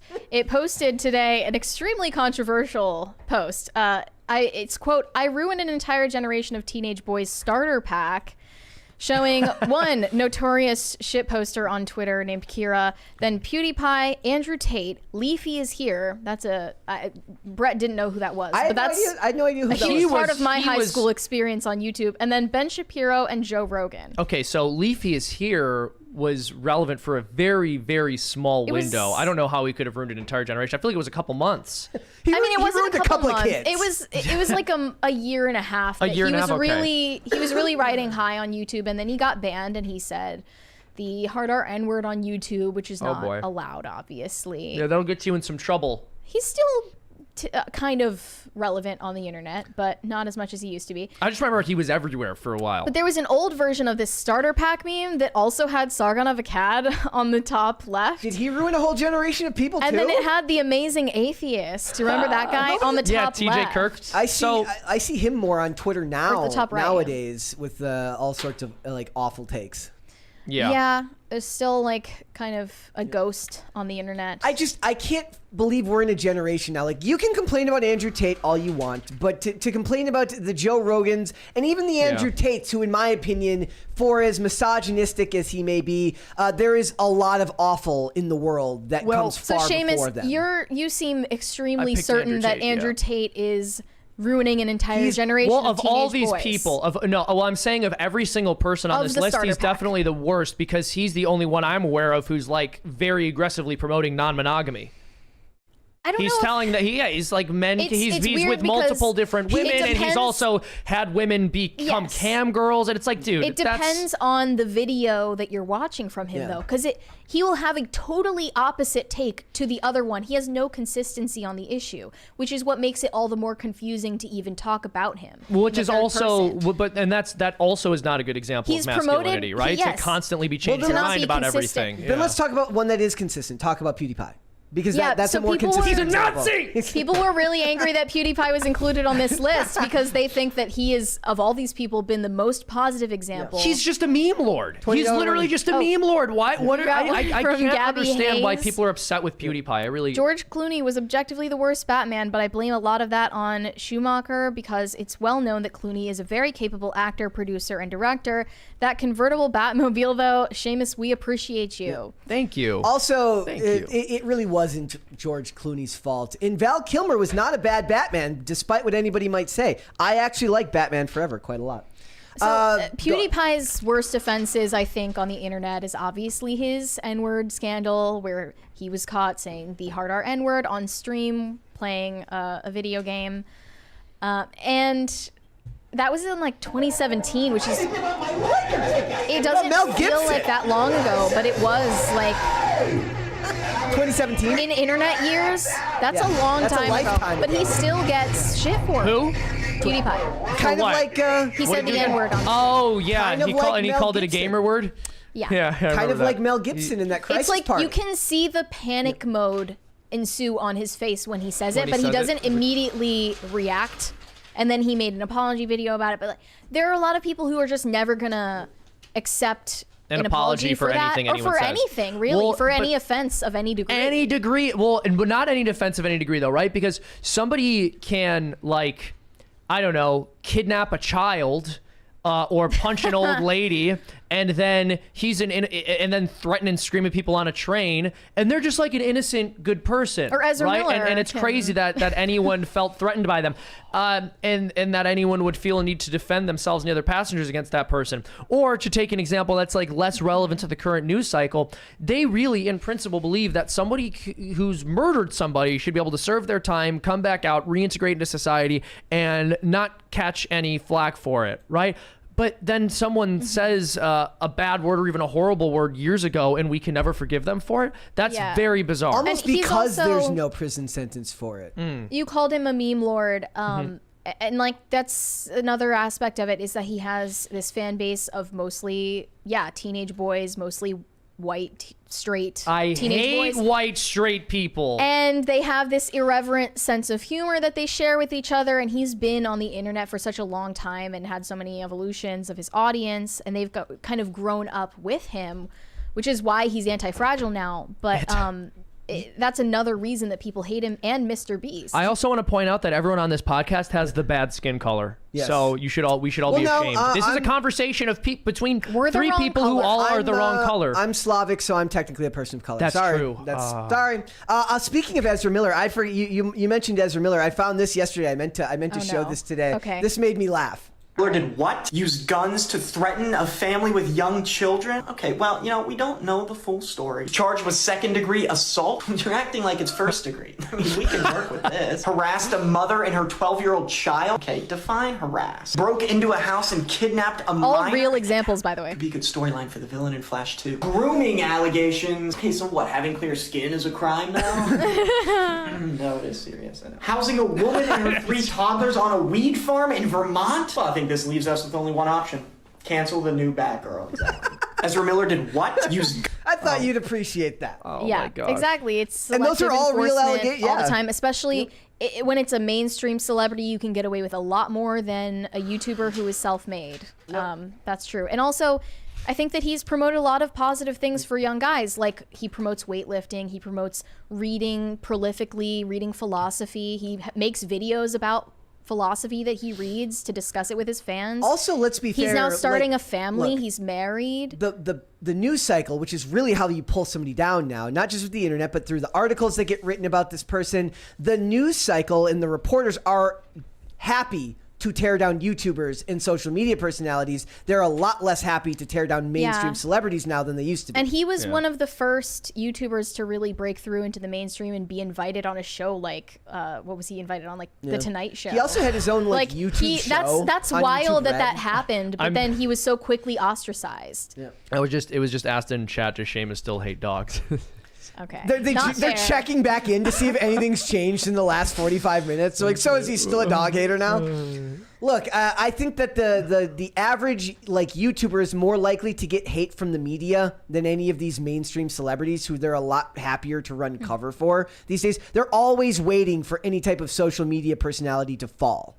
Right. Especially YouTubers. Well, that's their competition. Yeah. With Andrew Tate, you have more actual concrete evidence that this person has had a fall from grace, right? I mean, I've still seen no proof that he did what they said he did. You, Seamus, especially since you were railing against Andrew Tate's messaging. I have not paid close attention to any of the more serious scandals. I've just seen clips of him talking about the way you should treat women, the way you should address them, and how he views monogamy, and I don't think it's a good example. Why do men feel seen when they see this messaging? What resonates? I think I know why.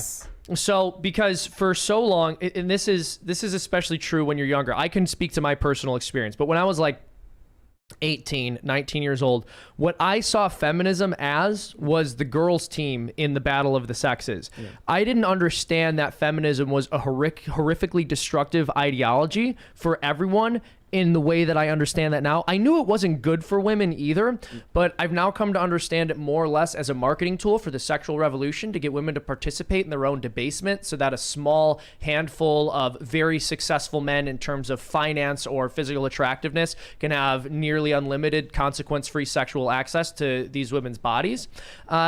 Whereas in the past, I more or less, as I said, saw it as the girls' team in the battle of the sexes, and so it felt like there needed to be this pushback. And anti-feminism was kind of pushing back against feminism and also pushing back against women in a way, as opposed to encouraging men and women to live in ways more in line with their nature, which is to say we should encourage women to not, spend their most fertile years working these insane jobs where they're not truly valued. There's nothing wrong with wanting to encourage women to start families and get married.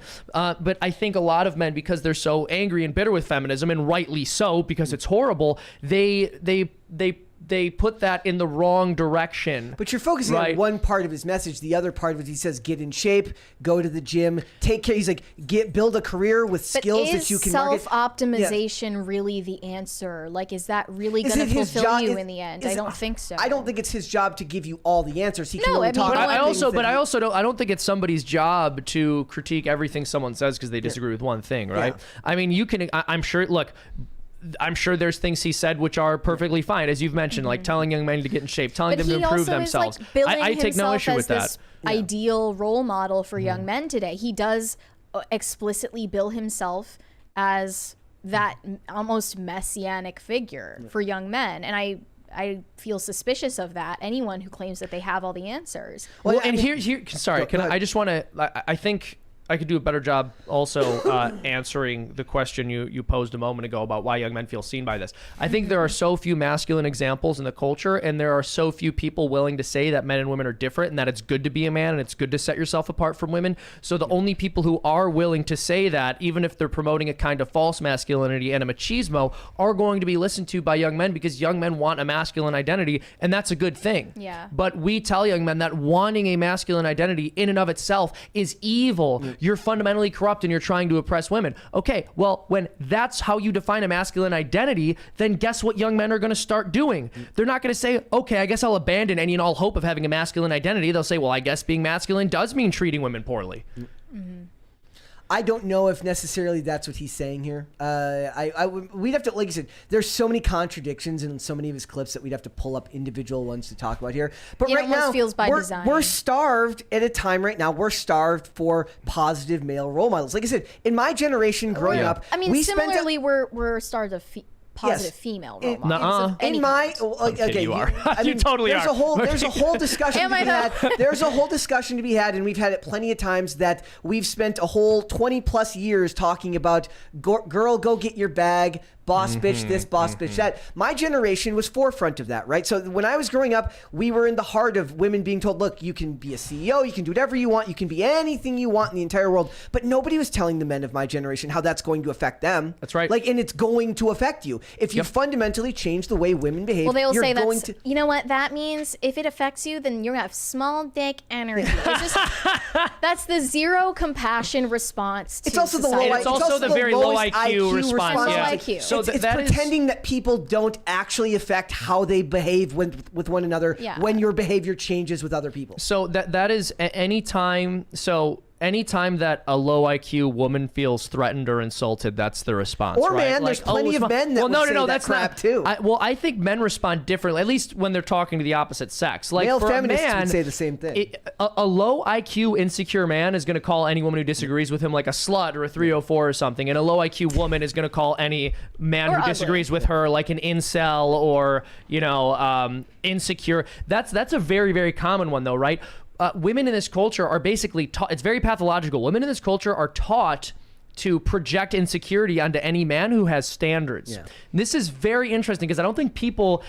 Andrew Tate would say the same thing. He would actually say the same thing. I think that... Common ground? Yeah. Well, look, I'm not... I have issues with things Andrew Tate has said. That's not me saying that he's been incorrect about every statement he's made or that he wouldn't agree with this particular statement I'm about to make. But one thing that people miss is just how obvious the projection is when women will accuse men of being insecure, probably 90% of the time. A man will say something like, I wouldn't date a woman who doesn't meet standard X. And then women who don't meet standard X will reply by saying, you're insecure. Mm-hmm. Really? The person who's setting the standard is insecure? I think the person who's not meeting the standard is more likely to be insecure, the right? Existence of the standard. Yeah, exactly. Like if you're upset by somebody having standards, that probably means that you're insecure about your ability to meet those. Like, that's not me saying that. Well, I just want to be clear. For the 500 exactly. word essay. So I'm not saying that there are not absurd standards. That's not my point. But people should be willing to say that's either a good standard or a bad standard instead of saying you're insecure for having expectations for the opposite sex. Because by definition, to have standards is on some level to not be insecure. If you were insecure, you'd say, I'll take whatever I can get. And they have been trying to make it so that men don't have standards for the last 20 to 30 years. Yes. They've tried to encourage women to raise their standards and to only accept what you believe you're worth. Yes. And they've said nothing of that to men because when men do that, it's misogynistic. With one very key difference. They have done everything to encourage women to lower their standards for themselves. Yes. So a woman in the past would be horrified at the idea of being seen as someone who sleeps around. Yeah. Right. So who is actually ruining an entire generation of teenage boys then? If not these people. And can I also mention something too? I think men are also encouraged to decrease their standards for themselves, although it's done in a very different way. In what way? Well, because men are told not to behave in ways that are traditionally masculine because that's oppressive and horrible. And that's very much encouraged. Standard, exactly. The new standard for how men should behave is basically is these deferential betas. Yeah. We got a super chat real quick from Gabby Hayes. Grew up on the Burton and Schumacher Batman films, was always curious about the recasting, so I dug for info last year. Keaton said no to 3 because they were making it more kid-friendly. Schumacher claimed Kilmer was awful to work with. Yeah, Kilmer was known to be fantastically difficult to work with back then. You know, he was a star. He knew what he needed. And then Clooney in that role, it's funny too because I consider Chris O'Donnell to be my favorite part of that movie, not Clooney. As Robin, so. Also, I wanted to address Joe Rogan here. Yeah. Anyone who thinks that Joe Rogan has ruined an entire generation of teenage boys is not in touch with the audience that is attracted to Joe Rogan. And they're older than that. Yeah, There's also definitely. It's just funny too because he's become a boogeyman to people where like people he's the most inoffensive milquetoast honestly person. He seems nice and everything. He seems smart. But like he lets them do most of the talking, so it's like if anything, they're mad that he gives people the platform and he has the platform. Them. Yeah. Exactly. But he's platformed freaking Miley Cyrus. He's platformed everyone you can imagine on every side of every issue. But this is also an important thing to understand about Joe Rogan. He's not out there trying to be some revolutionary fighting for a free speech. He literally started the podcast to have conversations with people he wants to talk to. And he also caved to Spotify's demands and deleted tons of his catalog. Is that true? Yeah, when they censored him. 10 episodes or something like that. Well, how many hours of content is that, though? My point is simply to say people, I think the right often has a tendency tendency to do this too, where they'll look at someone like Joe Rogan and say, he's not good enough, he's not based enough. I mean, Joe Rogan's not a conservative. We shouldn't expect him to be one, but he's having conversations with people who the media is telling him. Well, no, I'm like, we bring it back full circle. If I'm here and I don't consider myself a conservative, but we find middle ground through someone like Joe Rogan. You bridge a lot of gaps and you find a lot of common ground with people when you have that person who's willing expecting to Joe just Rogan be the to be a paleoconservative is like expecting your dog to will your good. Will the good of the other. Yeah. And so this is also an important point, right? Because you're correct that in some sense Joe Rogan does build a bridge, and bridges aren't supposed to be built between bigoted conservatives and anyone else in society. Yeah. Well, you have to sector them off. Ben Shapiro, I would say, has more reach to teenagers because I watched his content as a teenager. Here's the thing, folks. Yeah, Ben Shapiro probably does have a pretty large teenage following. And also, like, he's known for the Ben Shapiro destroys 14-year-old college student. To be fair, a 14-year-old college student is probably a super smart. genius. That's what I'm saying. They'd be very, very smart. No, honestly, I'm actually giving too much credit to our school system. I think that a homeschooled 14-year-old is probably educated at near a university level. Or past that, probably. Ben Shapiro revolutionized what letters to capitalize in your titles. That's also true. That honestly was all content people posted third party of Ben Shapiro. He didn't make that title. You know where that came from? Yeah. That was originally from the New Atheist movement. That's where I first identified it. Oh yeah, I remember it would always be like, Hitch slap. Richard Hitchens Hitch slaps this fundy, or Richard Dawkins absolutely destroys religious nuts with facts and logic. So the whole destroys with facts and logic thing, at least the first time I ever noticed it was among the New Atheists, and then there was an interesting co-opting of that terminology by conservatives. Yeah, exactly.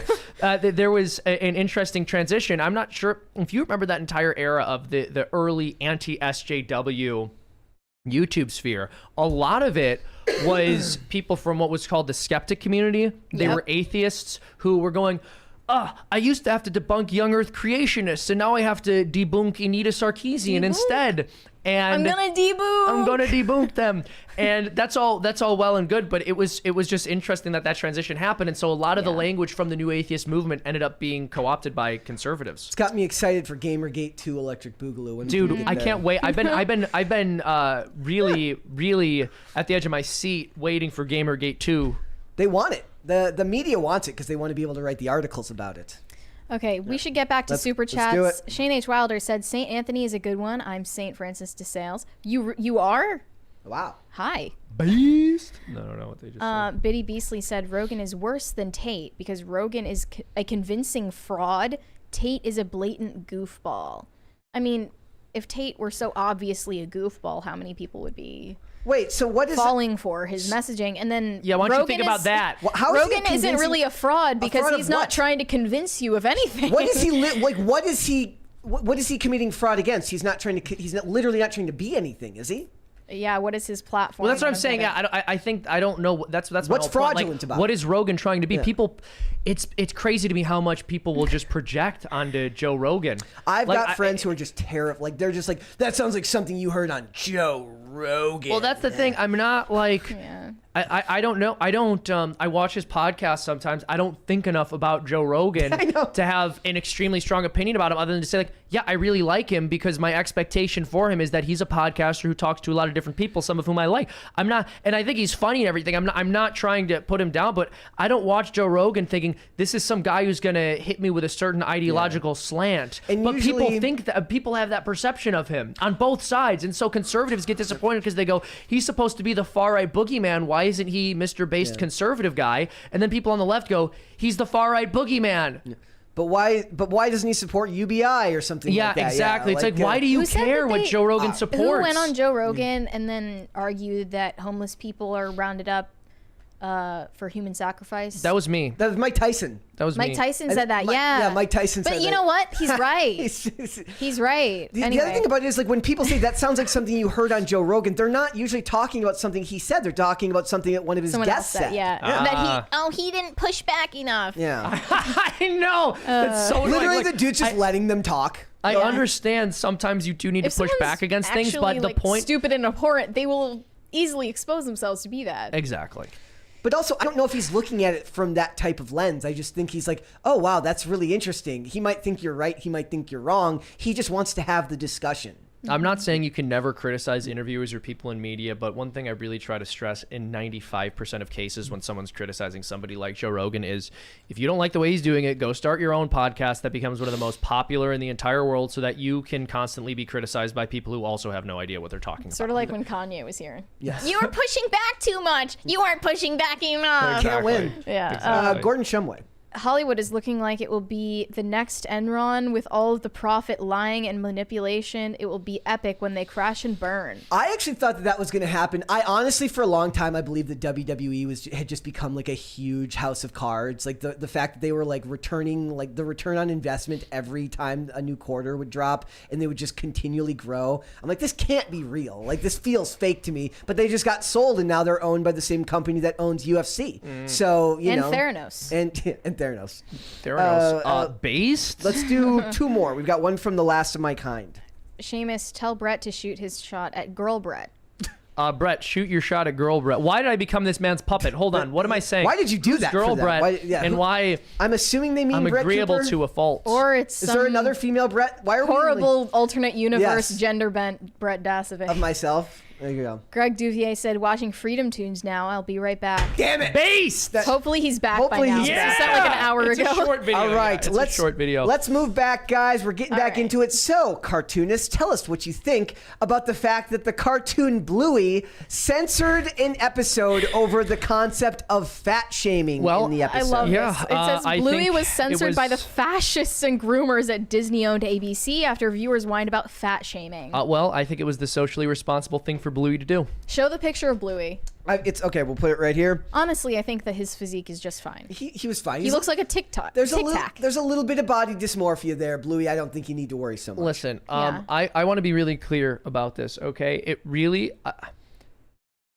I really, really, really trust the kind of person who gets extremely upset about a cartoon character trying to lose weight, but is super happy when a drag queen is on a children's cartoon. Yeah, of course. I think, I don't know how you could possibly make the argument that that isn't somebody you should like leave your kids alone with. This is also about the cartoon character's father. He stands on his bathroom scale and like grabs his dog paunch. What? I mean, this is... And this is considered shaming when I think it's actually attempting to like approach the issue maturely. but it's with the same depth as the Taylor Swift music video where she stands on the scale and it says fat on it. Deep, very deep. Which is Taylor. super Yeah, based. I'm but- 14 and this is deep territory. I mean, look, this is a point I've made a million times before, but whenever they try to normalize a bizarre set of lifestyle choices or unhealthy set of lifestyle choices, they will never let you live in a healthy way.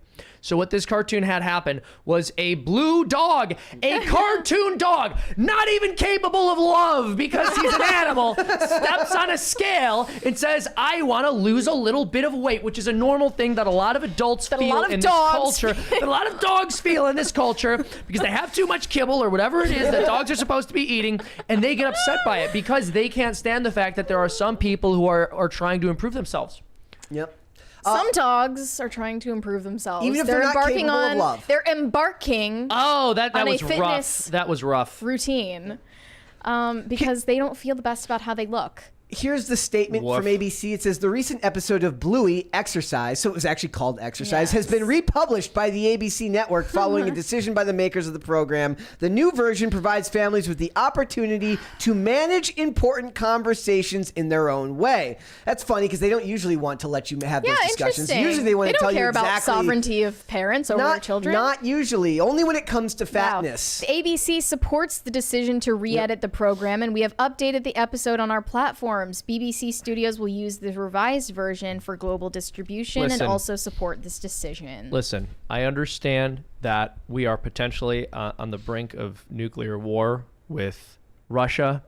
I understand that we have hit a very serious inflationary cycle, that the dollar is collapsing, the Fed keeps raising interest rates, the economic consequences may be unforeseen. We could be defaulting on our debt, but when I woke up this morning and saw that a blue cartoon dog was trying to lose weight, I couldn't think of a more important social issue to put my weight behind. Route. One comment said, these fools cannot even leave Bluey alone. They cannot allow any opinion that is different from theirs. So true. They loved Scooby-Doo because he was always getting high and eating sandwiches. Yeah, well. You know, that was a cartoon dog we were allowed to have. Return to tradition, I suppose. Yeah. Conditioning us to be Clifford the Big complacent Red sheep Dog? in society. It is funny, though, because it's weird I'm so because sick when of you society. think about it, what is happening in the episode is not uncommon. People do this. People get in front of the mirror and they look at themselves and they wonder if they could look better, if they could look different. It's actually a very, very It's relatable just like Patrick thing. Bateman once said, Yeah. you can always be thinner, look better. It's true. What would Karl Lagerfeld say about this? He would agree. Lose some He'd weight, agree. Bluey. Gosh. Look, Peppa Pig has never been censored, and in it, Daddy Pig, I didn't know that was her dad's name, is constantly berated and mocked as fat and out of shape by other characters. I guess the UK is kind of based on the weight issue. That's kind of based to be fair, like I was thinking about it, like Based? I guess this is a kid's cartoon and Velma wasn't exactly a kid's series, but I was thinking about the end of Velma where Velma's twerking over the dead body of his mother, of Fred's mom. mother. Okay, so it sounds like Velma wasn't for adults either. It was kind of for nobody, huh? It wasn't No. for anybody. Yeah. No, like It was for Mindy Kaling. But it was like alone. to the argument they would Which is make is kinda that wasn't made for kids, whereas Bluey is made for kids. That was still an example of Scooby erasure, and I will not stand for I it. agree with Scooby that. doesn't even know how to feel Scooby love. became I don't a even black know. woman. That's actually true. Yeah, like Scooby can't even love you back. I don't know why you'd care. Here's the thing about Scoobs. He's a freak of nature, and I'm glad that Mindy Kaling see that because there's a complex. What? I'll just say this. There is a complex discussion and speculative theology over whether Scooby was an animal that could potentially have had the ability to reason, given he had the ability to speak. It was an imperative ability to speak. There's a whole field of speculative theology dedicated to Scooby-Doo, or I mean, I don't know if there is, but or there should they were be. all in a group, should be. There a should group be. hallucination. Have you ever seen Homeward Bound? No, You should see Homeward Bound. No, I shouldn't. You should see Homeward Bound. no, I should not. I think that the Homeward Scooby Maybe I will. snacks had Well, maybe I something to should. do with it. Probably. Very, very much so. make a Look, thought? But have you ever made a fat shaming cartoon, Seamus? Oh man, that's a good question. I've never made a cartoon. I don't think I've ever made a cartoon specifically to shame fat people. you could do it now. You could make a cartoon shaming people for taking these off the air. Here's my thing. I will make fun of everyone who is promoting the idea that you're healthy at every size. I don't like to go after individual fat people and make fun of them, but the idea that they're all healthy is nonsense. Being overweight is a sign of unhealth. And whenever they say very disrespectful. when they go, "Oh, it's my genetics." Okay, well then that's you acknowledging it's unhealthy, right? You're saying I have a health issue which leads me to be overweight. still So your you still can't be responsibility healthy at every size. I'm just going to say this is why I love John Nolte, the author of this article. Quote, how about a Bluey episode with Fatty 2x4 having his diabetic toes amputated? How about a Bluey episode with Thunder Thighs falling over dead due to cardiac arrest? We need John Nolte on this podcast. We really do. Oh, I'm obsessed. That's a little rough there. We need John Nolte on this podcast. He's fantastic. He's an absolute legend. Yes. I'll say this. Did you get Unconditional distracted positive by your own regard. reflection? Yeah, I saw. I was like, ooh, look at that guy. Unconditional positive regard is a crime. Yeah. It is a crime against the person to whom you are giving the unconditional positive regard. As you mentioned, I mean, I get that the chat was being facetious, but yeah, no, people do end up having to have their toes amputated when the diabetes gets too bad. And if you don't encourage people to have a healthy diet, then what's going to end up happening to them? Not necessarily that, but it's more likely that it will happen. The healthy at any size stuff is garbage. And unconditional positive regard is really the kind of what's going on in society right now. Yeah. You're not allowed to critique anything. Well, again, right? It's because we have taken love and we've moved it down into the passions, out of the will. So my love for you is based on how I feel about you. Well, I don't feel good when someone criticizes me, and for the most part, I don't feel good criticizing people. So how could it be loving? Sort of reminds me of the subreddit r/chonkers, where everyone's love for that said cat or dog is based on their preference for their passionate feeling about its size, its overweight. Yeah. Oh my gosh, that's true. And so we definitely. It's not really healthy for the animal, but we're gonna celebrate it anyway because how it makes us feel. Exactly. And well, in that case, like you're a person who doesn't know how to love. You're capable of loving, but that's not love. Right? If it pleases you that this animal is unhealthy, it pleases you that this animal is suffering, that's not love. It's like, oh, but it looks so funny and stupid when it's fat. It's like, okay. You And can't the cat's love like, you I'm anyways. obese and dying. It's like, Please oh, help. the dog doesn't love you and you don't love the dog. Oh, it gives you a warm, fuzzy feeling? That's not love. Love isn't just a warm, fuzzy feeling. Wait, can There's we love more dogs? to it. Yeah, of course we can love dogs. Okay, We should yeah, love, and that we makes should love sense. dogs. We should love animals.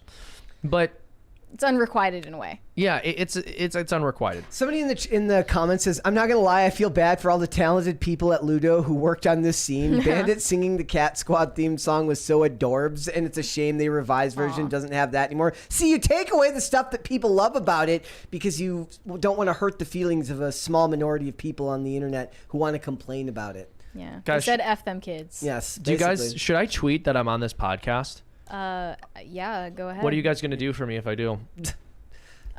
Why should I just do that for free? What would you like? More money? I will give you, like, here. There you go. Oh, let me, hold on. At least can you $40. give me 100. Okay, here you go.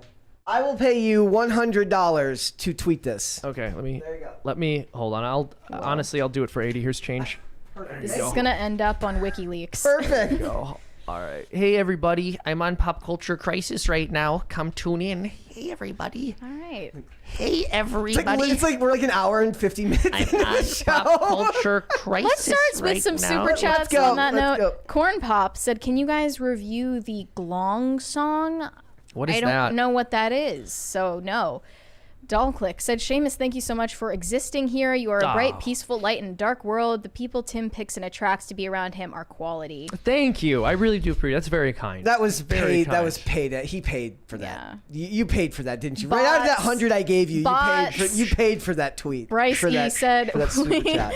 "We live in an age of instant gratification. I'm in the other camp of them not showing who Negan killed was the best thing they ever did to generate publicity and get people talking." Well, counterpoint, you're a dirty dog.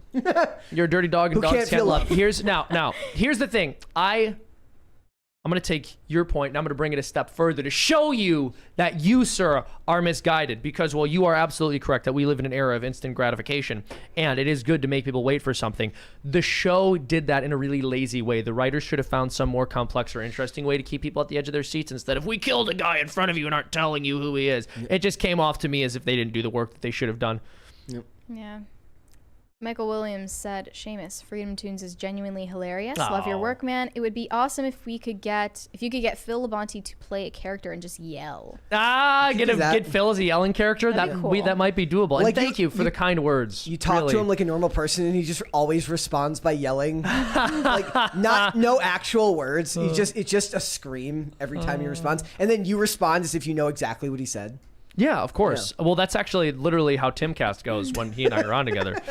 Nerdy Film Girl said, "Your artist friend doesn't need to sleep on the floor. People spend hundreds and thousands on original art. They might just need an art rep or learn how to market themselves better." I got to be honest, my friend, he's in his mid to late 30s at this point. I think he's considered a lot of different alternatives. This is where he's at. Now, I am also happy to talk with him about shouting some of his stuff out on air because I don't know if he wants me to like say his name or reveal his identity or something. I'm careful about stuff like that, but I'd be happy to promote his work if he wanted me to so we could make some extra money with it. But I appreciate you wanting to help. I do, and I appreciate the constructive feedback. I would imagine he's considered a lot of that because he's been at this for a while. But you can only really make it in the art world if you are money laundering or human trafficking. So. Who sells Hunter Biden's art? We could get on the phone with them, I bet. Yeah. Just look at the flight logs. Find their contact.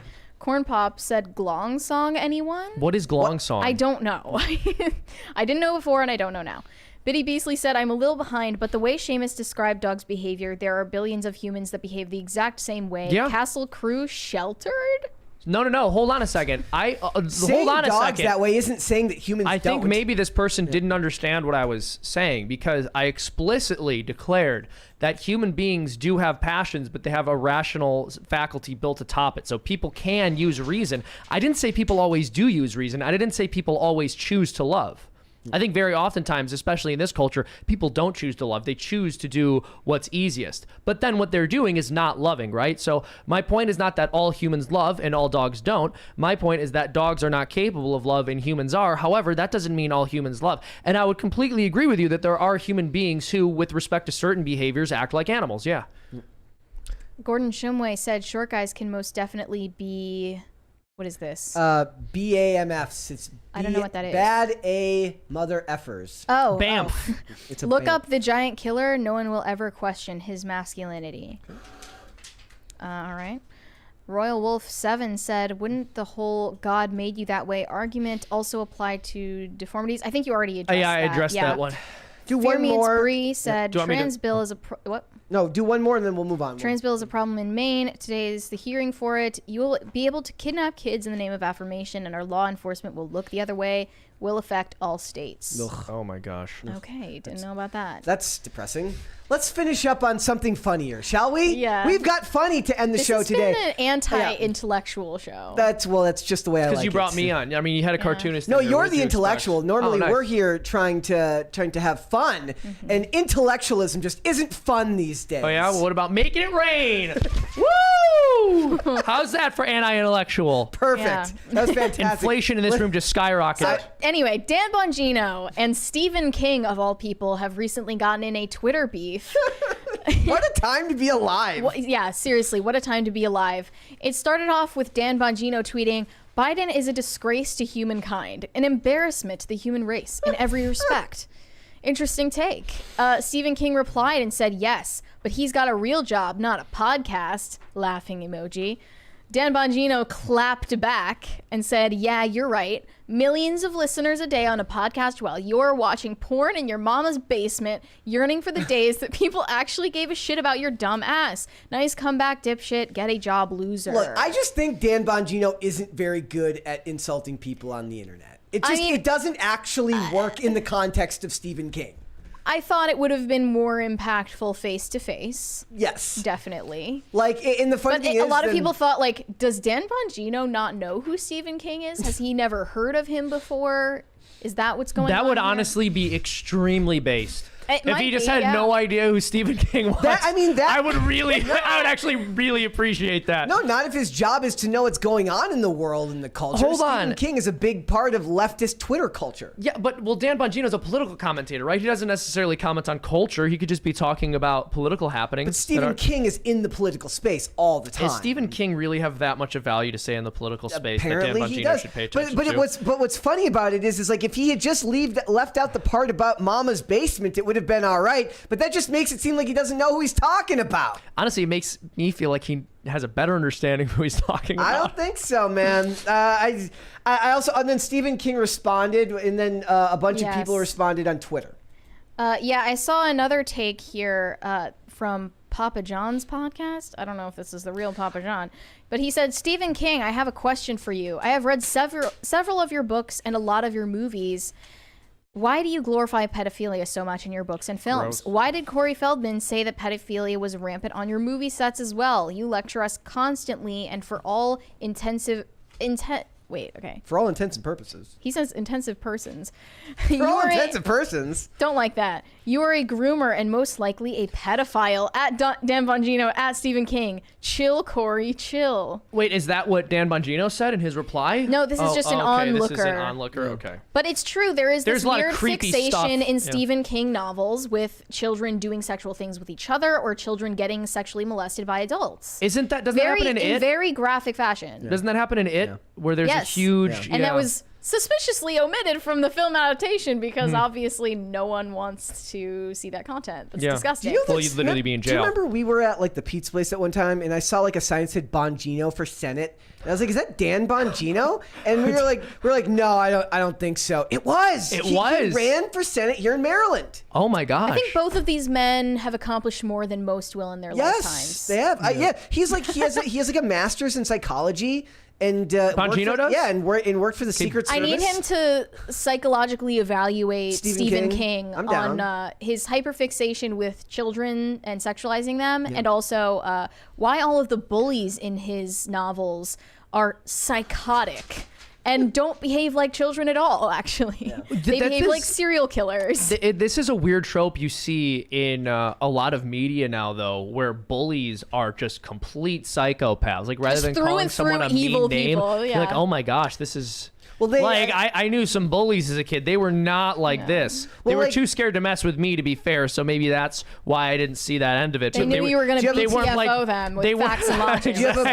They weren't like pulling switchblades out on other students in the hallway in third grade. They say that all children profile as psychopaths because their brains haven't fully developed yet. I wouldn't say that. Yeah. I mean, it's a punchy line that people say. Your brain's not fully developed. You know what? Take it. Take the money. Not Take the fully, money. but I think kids do have an inherent sense of empathy unless there's something defective about them psychologically. Yeah. But did you know that the word empathy is a psyop? Why is it a psyop? That's right. Don't use it. I mean, I'm being bombastic. It's not exactly psyop. But the word empathy is the word empathy. I recently got empathy pilled, which means I learned that the term empathy has existed for about 100 years, and what it actually means is in the emotions. What does sympathy mean then? So compassion is like to suffer with somebody. Let me look sympathy up. Compassion is to suffer with someone. So I've started saying like compassion. Compassion is good. Yeah, empathy together, mission, undergoing, something. Yes. But empathy literally just means to be in your feelings, which is not something people are to strive like, through. I'm an empath. I feel other people's feelings even stronger than they do, and it's just so hard to be the most sensitive little flower on the planet. There is nobody more annoying. People just need to accommodate me and you cater said to that me. to me. You said that to me the first. More annoying than somebody who constantly claims to be an empath. Yeah. The first day I actually came into the studio, I told you guys I was an empath, and I'm feeling self-conscious about it. I said I can feel your emotions. There it is. Thank you, guys. See, Mel Gibson's not an empath at all. There are a lot of Stephen King novels getting adapted right now. Have you noticed that? Yes. Also, I will be fair to Stephen King. The show Haven was based on The Colorado Kid by Stephen King, and I love that show. I want this money off of my in the desk. chat, superhero movies are the best movies, says Brett. Bring this guy on more regularly. Thank you, baby. Get this out of here. Did you stop the bullies with like a potato gun? You should have had a potato gun. Do you have a potato gun, by the way? Hold on a second. Have you seen those things? Those things are crazy. Do I have a potato gun? Do you own one? Yeah. I'm embarrassed to say no. Seriously? I would have thought someone would give you that as a gag gift already. No, people don't give me gifts. Mary, take notes. We'll get him one for his birthday. Yeah. There's two here. We got a big one from Timothy throwing Duvet. Money at me. And a big one from Timothy Duvet, and then Josh Frentz and Clint Torres. Oh, did I miss all of this? No, they just came in. Okay. First from Corn Pop. It's on the internet. Glong Sing. Got it. I didn't see that one. Timothy Duvet said regarding the thought experiment the other night, communism for you, total freedom for everyone else. Seamus said you weren't sure. You said you weren't sure because you wouldn't be able to practice your faith. Did the Apostle Paul lose his salvation in prison? No, that's a fair point. Yeah, the Apostle Paul didn't lose his salvation. And people were even pointing out there's a verse where he says something like, that I might wish I could be cut off from the branch so that others would be saved or that my own people would be saved. But like I said, it's still a complicated moral question. People are really getting on me over this what if. I said, look, if I was asked, because what was asked on air was, would you live in a communist society but it's just you're subject to communism, but everyone else is free and we never have to worry about communism again? And then Tim said, on top of that, like, everyone will convert to the faith. I'm like, well, this is becoming way too hypothetical. Yeah. I think I lean towards yes, it would be the moral thing to do, but also I can't answer that question. I don't know. That's complicated. Okay. And there's this weird thing that happens where people will almost become frustrated with you if you don't have an immediate answer to like a complex hypothetical. Yeah. I don't know what I would do in that situation. Isn't that the more discerning thing to do, to not know? And exactly. Got another one from Joshua French. Dan Bongino has written 4 books, was in New York Cop and Secret Service. Yeah, and masters in psychology. Like, he's got multiple degrees. I'm always like, when we were reading it earlier, because when we decided to cover this, I was like looking at his Wikipedia. I'm like, thank you for making me feel extremely inadequate, Mr. Bongino. Thank you for your service. We appreciate you. Clint said, I think Stephen King was bullied as a child, and he was so scared that was his perception of his bully, a psychopathic monster. I understand that, but here's my controversial take. We kind of need to stop with the anti-bullying campaign nonsense.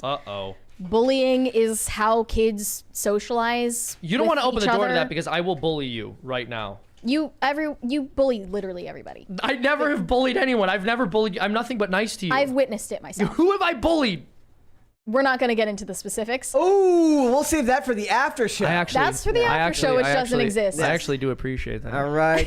Look, I think Dan Bongino arguing with people on the internet is actually probably the tamest of all the. It's such a weird thing for us to cover, considering so many conservatives end up fighting with liberal leftists, Hollywood types on the internet. This is such a weird one to cover. But it's like sometimes people just don't know when to just not. Like, do you need to say something to all the time? BTFO Stephen King. Yeah, well, I mean, to be fair, Stephen King responded to him. Right, he started the beat. I will say the whole, like, I feel like pointing out that there's, like, disgusting, explicit stuff involving children in his books is probably a better own than you live in your mom's basement, bro. You know? Like, he just didn't read the books. So I don't think he's read the books. But, like, why did Stephen King wake up and choose violence today? Yeah. I also love, though, but it's like if you go online and you look, I just looked up Stephen King, Dan Bongino, and all the things it says are like, it says Stephen King ruthlessly shuts. They've got their own Ben Shapiro thing going on here. Like they're like Stephen King's Twitter feud with Dan Bongino escalates. Dan Bongino mocked for telling Stephen King to get a job. I love it. It's hilarious. Dan Bongino melts down, accused dipshit Stephen King of watching porn after famed writer mocks his podcast as not a real job. I do love that, like, it's one of those things where people really do believe there's like this weird misconception in society right now that the only way you can have a job is if you're miserable. Like anything where any job you have that you don't hate is not a job to a lot of people. Exactly. Well, it's not only that, but I gotta be honest. I understand that there's more precedent historically for people being novelists, but I mean, is writing stories all day really less of a cushy job than talking all day? Yeah. I don't understand how a podcast isn't a real job, but being a novelist is. I know a lot of people are going to get upset by that, but I think most of the reason. Spider-Man meme. But I think most of why I think most of why they're upset is because there's more precedent for being like a writer than there is for being. And I suppose, and he's also he produces, he does other things beyond just. Orators have always existed, I think. Yeah. Their orators have always exactly. existed. Yeah, but like because like a podcast is a new thing. It's like, well, that's new, so it doesn't count as like a real job. And I understand that, dude. I do understand that. Okay, yes, what talking all day for a living is a privilege. Beef with Dan Bongino? Yes, thank you. And all podcasters for love this. Thank you. Like, imagine if Phil had to actually yell that many times a day, he'd be a lot more hoarse when he was talking. His voice, yeah. Do you think it's one of those things where it's like people don't look at it like what Dan Bongino does as a real job because they don't think of it the same way they think of like what a Howard Stern does on terrestrial radio? I mean, I mentioned the other day that people are starting podcasts without even the intention of gaining an audience because it's just a resume builder at this point so that you can seem like you're an expert on something. Well, also, that's a good point. And I think part of why a podcast has the connotation it does is because many amateurs do it. So if you call yourself if you call yourself a podcaster, that could mean you make a living podcasting, or it could mean that you're someone who's just starting out. Now, by the way, there's nothing wrong with being someone who just started out, because if you want to make a living at it, it's almost certainly going to be the case that you have to start out making nothing. Very few people are just hired off of the street to do podcasting. That was me. Right? Yeah. Yep, that was me and Brett. And that was clearly a mistake. You know what I'm saying? Exactly. So, this has been nothing but a destructive force to society. Proof's in the pudding, ladies and gentlemen. And one of the most important things you can do in a situation like this is be able to laugh at yourself. These two guys could be a lot happier if they were able to laugh at themselves just a little bit. If Stephen King could be like, ho, ho, ho, all your jokes about the fact that I have pedophilia in my stories. Oh my God. Can't clap back at that. No, you can't. No, you really so, cannot. like, you know, if these people could be have a little bit more humility, maybe they'd be a little bit better off. I don't know. All right, let's go back to some super chats. We got a lot to get through. We have so much to get through. How long is this podcast again? We're almost done. It's however long it takes. Well, Seamus, it would have been shorter, but you talk so much that it's your fault. I'm sorry that I came here to make good content for you, Brett. How long is it? I don't know. That's on you, really. How many roads must a man walk down before he can call him a man? Think about that one. You'll probably give us a long answer. Tell us. Well, no, the answer is blowing in the wind. Okay. You would know that. Okay. Mary, let's go. C2 Gaming said there's a lot of talk about PDF files. Is there no similar energy for denormalizing ephebophilia. What is? Is that? What does he say? Isn't that attraction to teenagers or That's something? I feel like that's already attraction to, not post-pubescent, but yeah, normalized. that's already extremely not normal. At least Right. not yet. I remember they Because did. anytime anyone makes the distinction between pedophilia and Somebody's like, ephebophilia, they sound "Oh." it's like, why are you so? Yeah, it's like why? nobody why are you wants- so bent on making this distinction right now? Nobody wants to be the guy who makes that distinction. Exactly. And everyone's like, "Oh, you know the term, So, yeah. huh? Also, You looked that up, did you?" Interesting. I don't think anybody would say that an 18 or 19-year-old would even fit in that category. And the funny thing is, I've only heard it because they did that at like an episode of Criminal Minds where they have like a serial killer played by C. Thomas Howell, and they use that term. I'm like, what the hell is that? I think they used hebephile in that show, and the one they ended up using was wrong. But it was like, I was like, where do these terms come from? Who came up with these? PDF files. Timothy Duvet said, Seamus, I'm not frustrated with your indecision. I'm asking because I don't know either. I enjoy hearing you think. Oh, thank you. I appreciate that. Thinking out loud. Biddy Beasley said to Brent, you say you aren't religious, but you have far more in common with views that fall under the roof of Christendom than you do Islam or Judaism.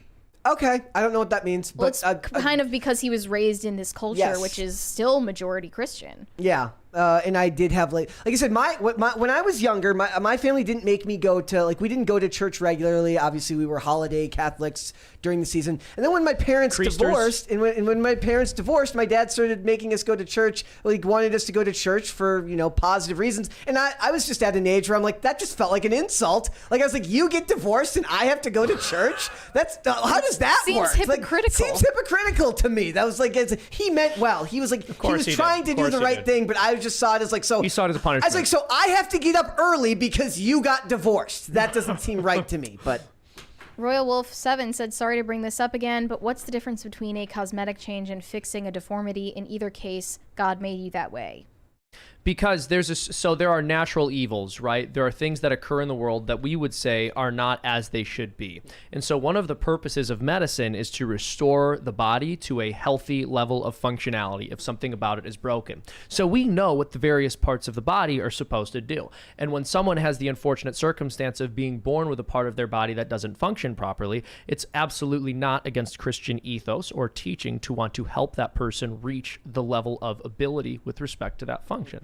So there's nothing wrong with that. However, to say that we are going to perform an invasive operation because you don't like the way you look and for no other reason is an entirely different moral. It's in an entirely different moral category. The function of a certain body part is to look pleasing to the eye. So there are people who do make that argument with respect to sex changes, right? Or nose, breast though? implants. The purpose of a nose is not to look a specific way. A nose might happen to look a specific way, but that's not its purpose. It may be. And if it does, here's the thing. If a nose does have a purpose, aside from what we know like its mechanical function is, it's to please God, right? God made that nose to look that way, and it's not a deformity, so there's no need to interfere with it. So I think this person is asking a question about how we can tell the difference between a deformity and what we might consider a cosmetic imperfection, and I think Health the answer's insurance obvious. companies know the difference. that's what I trust. I do think that the answer is pretty obvious when you're trying to be honest with yourself. And I think we all know that there's a difference between restoring something to its proper function or fixing something that's broken and arbitrarily modifying something because it's not visually pleasing to us. Okay. But like, what if someone is I don't know, what if someone came back from war and they're deformed in some way, but there's no function that their body isn't performing. They're perfectly healthy. They just have a facial deformity of some kind, like a scar. Yeah. So Is repairing that is purely cosmetic? Not necessarily though, because I think there's also a difference between somebody having incurred some kind of injury which has deformed them versus a person being born looking a way that we don't consider to be as physically attractive. Because if that person has a scar, that is like a deformation. That's something that happened to their face that changed the way it looks, as opposed to this person naturally looking a way that we don't value as a culture. I think that might be getting at what I was saying. After a woman gives birth, there is damage to Interesting. her skin. That has What been about a stretched guy so with a many times hunchback from from 25 being years pregnant. of going to work to pay for his kid's college tuition? Well, I would say if there was a way to restore function, right? If you could take somebody who had sustained some kind of injury, even if it was a long-term injury that occurred over many years of hard work, and you could perform some kind of procedure that would restore the function of that body part with minimal risk, I couldn't argue against that. You notice that like when Hollywood does like facial deformities to people, it's always the most like attractive looking facial deformity ever. Like there was a show called Beauty and the Beast, and I'm not kidding you, it was a police procedural on like Channel 23, and it's got the Beast, and he's just the most handsome dude in the world. He's just got a scar that's like perfectly placed to not make him ugly. It's the greatest thing ever. It's like they're like, we need to make him deformed, but like he's still got to be on the poster. Like, we can't not have him on the poster. What do you do? Yeah, there are certain scars that just look cool, right? Corey USMC said Seamus is Schrodinger's potato, for he is one and not one. That's fair, yeah. There's an amazing meme of a cat exploding out of an Amazon box, and it says, Schrodinger! It's amazing. Go off. Yes. Nathan Simpson said, appearance culture in Korea, you have to submit your photo with your resume.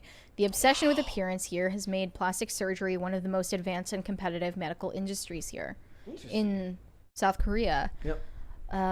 Yeah, they have a huge plastic surgery industry. And isn't it true, like, aren't there studies that prove that people trust good-looking people more than they trust... Yeah, true. Yeah, no one believes me. Yeah. It's crazy. What if that? I knew there was a reason I didn't trust Seamus when he came here. Wouldn't it be incredible if the scientists who discovered that tried telling people and no one believed them?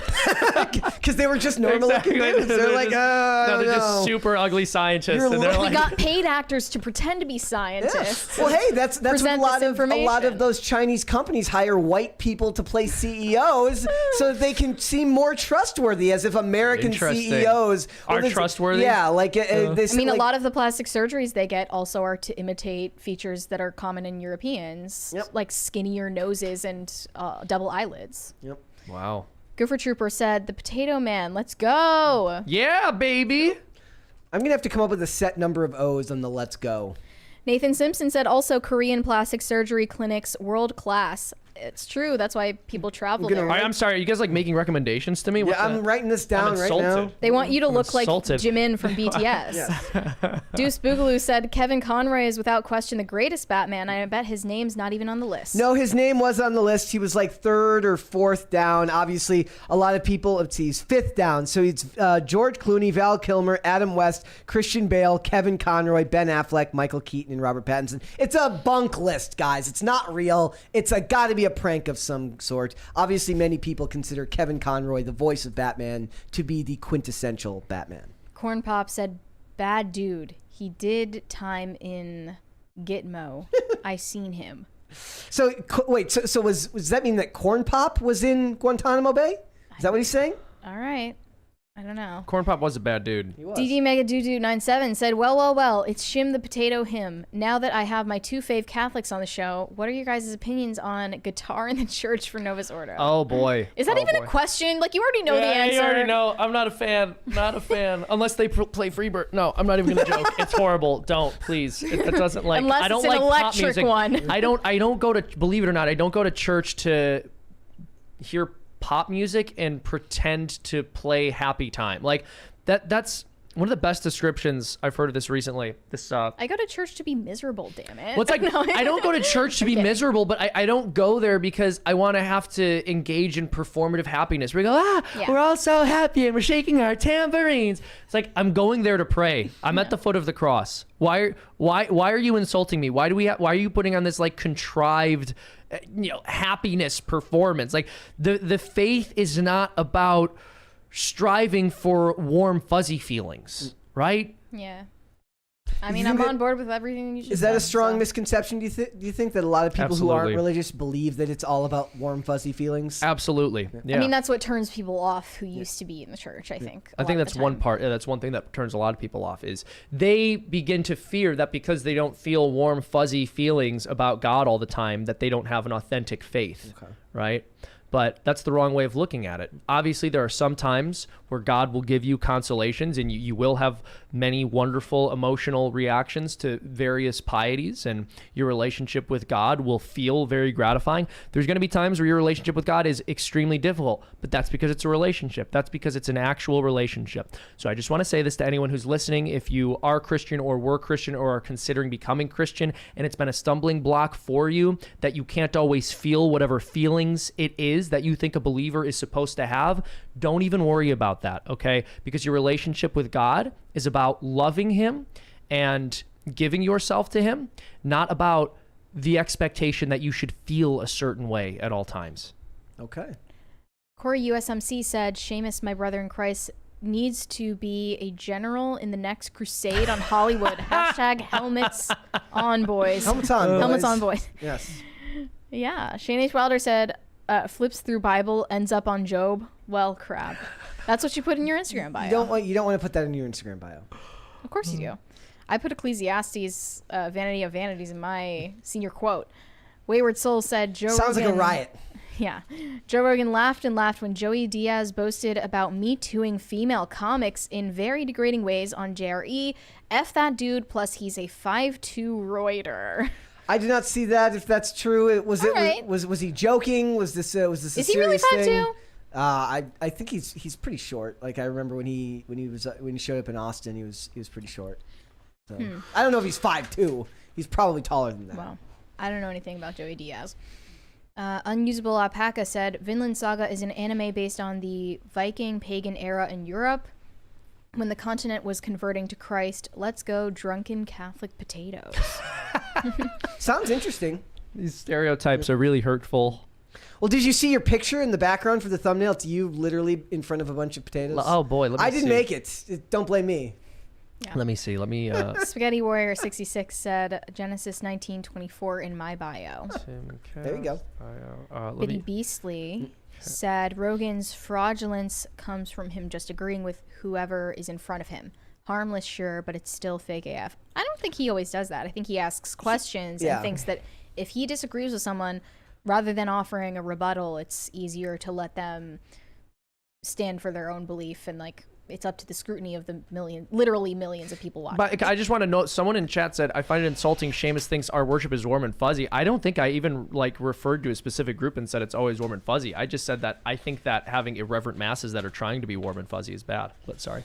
Look, I think a lot of times when you're doing a show like this, especially what Joe Rogan does, which is like a one-on-one discussion, the goal is to get the most out of the discussion with that person, right? And that's to let them talk the most. He probably worries that he ends up turning the focus on him when the focus should be on the discussion with what their ideas are. And it's very, very hard to quantify what makes a good discussion on platforms like this, because a lot of times when we do a show like this, the stuff that I find the most interesting or the parts that I think that people are going to find the most fascinating end up not being the parts that anyone seems to care about at all. And then people seem to attach themselves to other ideas that seem to be passing parts of whatever that discussion was. And you really can't intellectualize your way through something like that and all end up at the same conclusion about human interaction. Yeah, well, I would encourage, I think you're really touching on something there, and I would encourage basically everyone to at some point have a recorded conversation with another person that goes for at least an hour, because if you listen back to it, you will notice things occurred in that conversation that you didn't even realize were happening while you were having it.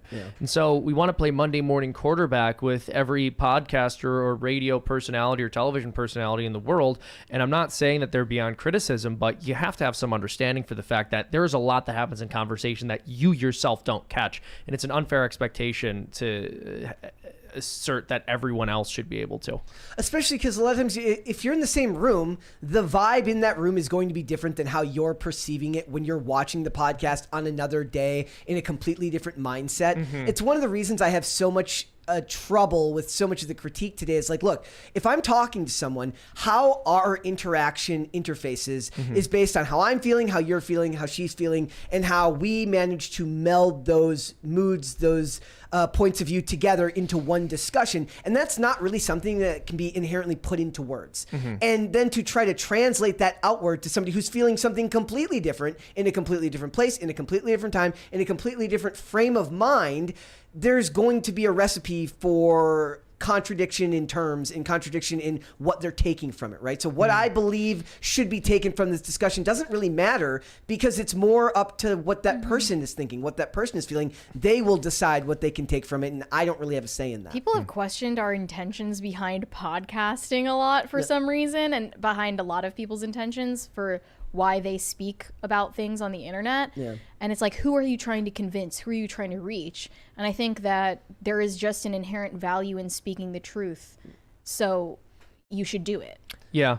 And even that's like a more serious than what we're talking about here. Most of the time when we're doing the show, it's like, I don't need to have a grand plan or idea for what this is. I just want to have these discussions and have fun. Exactly. Well, but it's classic, right? Whenever someone can't refute your point or something that you've said has bothered them and they don't know how to address it, what they have to do is question your motivation. It's like, well, why would you even do this? Why would you? It's like, all right, I guarantee you that you don't go through your life on a daily basis with extreme intentionality in all of your decisions where you ask yourself, why am I doing this thing that I'm But about you do to ask why Joe Rogan is trying to Exactly. convince you of something that he's actually not trying to convince you of. Exactly. So everyone else is just cunning and conniving, and they're extremely intentional, and they've planned every single one of their moves out when you know that you yourself don't act Rogan that way sneaks because you're not a around like robot. this. Yes, exactly. I like that idea. Somebody should do that cartoon. Joe Rogan. Luis Aguilar said, shout out to my parish for letting me be a lector despite reading at a first grade level. Although I read from my first Bible with pictures.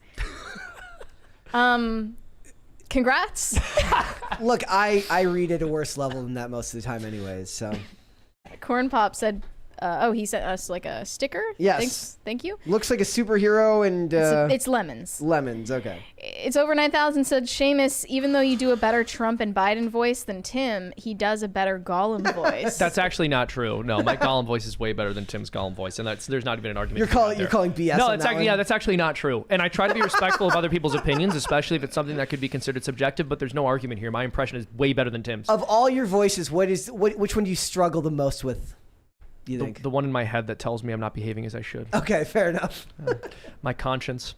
No, I'm not actually sure. Are you going to just AI generate your voice at some point? There's enough content, enough hours of recordings of your voice to just script it like that.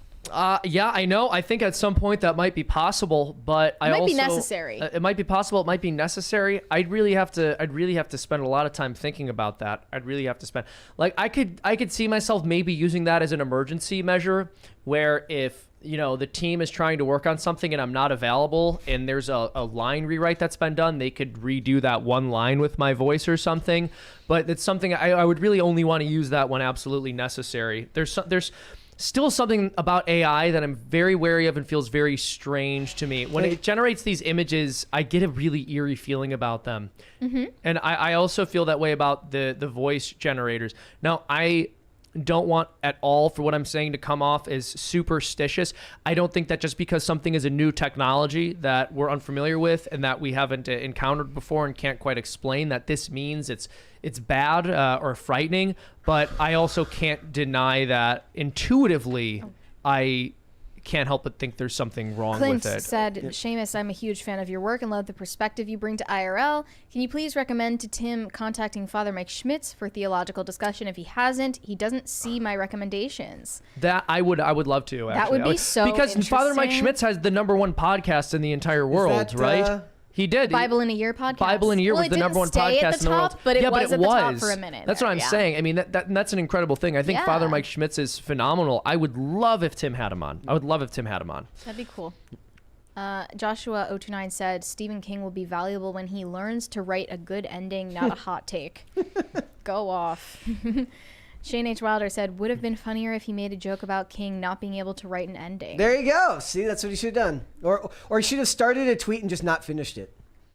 I'm sorry that Dan Bongino was not reading StephenKinghaters.com to figure out every insult to launch at the man. It's better if, like, He was flipping through a joke book. By the way, that was needlessly aggressive towards the commenters. That probably would have been a funnier insult. They're not wrong. Also, I'm picturing, like, at what point do you reevaluate, like, your life choices? If, like, you're looking at Stephen King's tweet and then you start doing research into him to see what you're going to say in response. Like, really, if you do that, Stephen King has won. You're like the meme of the lady doing doing math in her head. Yeah, like if you're up there looking, you're like, okay, what does Stephen King do in his life? And he's like looking through his Wikipedia for something to joke about him with, and he's like, Stephen King is one because I've taken the time to do this. You're Benedict Cumberbatch in his mind palace. Yes, he's trying to figure out. He's like here.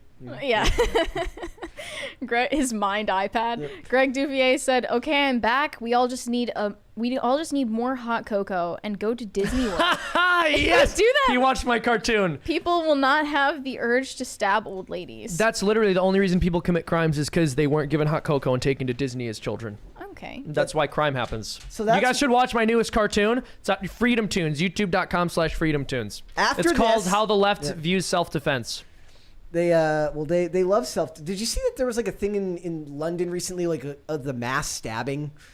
Like, those happen. That's a thing. Those happen. Yep. Mass stabbings are real. There's this great photo where it's like the police are like in America, they stand in front of all the drugs and the guns. In the UK, they're standing in front of a bunch of butter knives. Exactly. Like, oh, we got these criminals' hands, have we? I do have a great Seamus story. I'll never forget this time. I'm walking from one end of this floor to the other, and I hear a strange knocking from one of the closets, and I hear, "Would you like to blow up I can't actually say the whole thing on air. I put it in my YouTube video. Well, it's in the video. Yeah, he basically says a blank building. Would you like to blank a federal building? And I'm just like, I stop, and I'm like, and he yells that like 4 or 5 times, and just go, and just keep walking. Yeah, so that's a Freedom Tunes video called Fed Talks, and it's like a TED Talk, but it's just a Fed on stage trying to encourage people to commit crimes. You guys should go check that out. Patriot Front. It's all the Patriot Front guys with the cargos and the balaclavas pulled up over their face.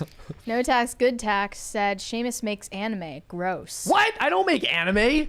Why would you say that? Can you start giving all of the Freedom Tunes characters those really sexy, intricately drawn anime eyes? Do it. Just for one episode. I thought I was already doing that. Everyone should look at the old lady's eyes in the video we just uploaded today. Okay. Waffle Sensei said, kind of messed up to ask Seamus if he has a potato gun, Mary. Yeah. Do you have a white woman gun? SMH. Oh. So he means like I have Irish heritage. He means like a 380 then. By the way, disavow. Gabby Hayes said PCC After Show needs to exist. That is all. That is true. Also, there's an episode of House where he travels to a spud gun competition. That was a House episode? Yes. I never really watched it. He goes and he travels every year to a spud gun competition, and he loses every year, and that's the big thing. He can never beat this kid. Corn Pop said, Corn Pop sent another sticker.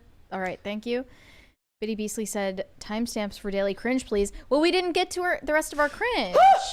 We did. Are we going to do the daily cringe? So you admit that we didn't. Yeah, Brett. What did we miss? Brett, did you think? Brett, did you? Don't do act you like you don't think? know. Do you think that I was stressed? The medium. And Julia Fox. Oh, Andrew. Okay, yeah. Do you want to just do it? The hell, yeah. Let's just do it. All right. They wanted Daily Cringe. All right. Well, here's some cringe for you. Julia Fox frees the nipple in condom-covered plastic outfit. That's disgusting. Thank you. See, you know what? Is the purse made of condoms too? I actually didn't need to cringe. Is there nudity in this image? No. Okay. Not technically. But yes, she's got it's like a condom purse in a condom boots. Her boots are also made of condoms. Yes, that's amazing. Very disgusting. Not exactly the most attractive thing in the entire world. But do you see what I mean? Do you see what I mean about the culture encouraging women to lower their standards for themselves? Just a little bit, this is literally clothing yourself in men's excuse not to commit to you. Oh man. Ooh. Brutal. I don't even. She does have a baby though. Okay. Go ahead. Do we want to show the medium? Yeah. You want to show the medium? This one I thought that Seamus, you especially would find hilarious. Okay, here we go. We will. This is a medium on a street interview. Is someone born in June or July? No. Unfortunately, no. Is there a name June that you can connect to? Not that I can recall, no. So who else is, those are your friends? Yeah. So there may be some crossover. Anybody have a J name in spirit? Is there a Jake or a Jack that you can connect to? Is there an uncle that is in spirit? No? Okay, because there's something with Uncle Jack. Nobody has an Uncle Jack that passed from a heart attack? No? No one has. That rhymed, come on. Anybody like grandfather in spirit that passed from a heart attack? Grandparents are still alive, so no. Something with the Joe or the J name. So no one you don't understand. And actually, he's younger. He's a younger individual. So do we have a friend in spirit? No? Uncle Jack with a heart attack. She's not good at the cold read. There's someone like right in this vicinity. Well, she's that working was with a J name. flawed medium, right? Yeah. Jess, She keeps nothing? changing the name. No? Okay. I don't know what that is. That's beautiful, but that's beautiful. So here's the thing. This goes to show when they don't have a massive audience around them, the technique is just gonna fail almost all the time. Uncle Jack with the heart attack, like that's too catchy Next to be. they're gonna say like, oh, it's by water because there's always. I mean, something how many by people water. have had an uncle who's had a heart attack? Yes. Come on. And so if you have a large audience, like, I'm getting Q, R, S, T, U, V, W, X, Y, and Z, and then someone goes, oh, my Uncle Zeno recently But that's an X, died. damn And then it. the medium's like, yes, he did. Yep. All right. The mayor of Serious Town said, hard feelings like shame, confusion, and regret make relationship with God more real, less hopeless, and tell me with God we can withstand catastrophe. Thoughts? It's all true. Okay. Shane H. Wilder said Seamus is trying to outdo his Matt Fradd interview. Oh, I'm trying to make this 5.5 hours. Could we get to 6 hours, y'all? No, Let's do no, longest yeah, episode no. of PCC There's to date. no need for that. Yeah. Louis P. said the Netherlands Bach Society released a beautiful video the other day. I don't even know if I should attempt to pronounce that. So Would I'm recommend. always so glad I don't have to be the one to read the super chats. Clint said, already read that one. Sorry. Biddy Beasley said, Patriot Front are feds. They should take off their masks so we can dox them and get them fired for not agreeing with our ideologies. So, here's the thing. When my Uncle Jack had his heart attack, it really took a toll on me. And Was he a member of Patriot Front? Yep, absolutely. And that's the only. That You was have the, an it was the only Aunt thing that kept me Jill together. also in When my Aunt Jill fell down the hill, it was a really tough Into time. an Antifa black bloc blockade. It's really tough. I hate it when that happens.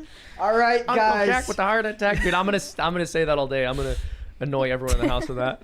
All right, guys, thank you so much for joining us today. Before we go, could you hit the like button on this video and subscribe to this channel if you have not done so already? Seamus, my friend, let everyone know where they can find you. Alrighty, so I have a YouTube channel called Freedom Tunes, and one thing I'd really like to shout out right now is that we have a membership portal on our website, freedomtunes.com. If you go over there, you will be able to sign up for a monthly membership, and once you do that, you will have access to an extra video each week, plus behind-the-scenes content, and you'll be supporting our work and helping us to get more independent from big tech.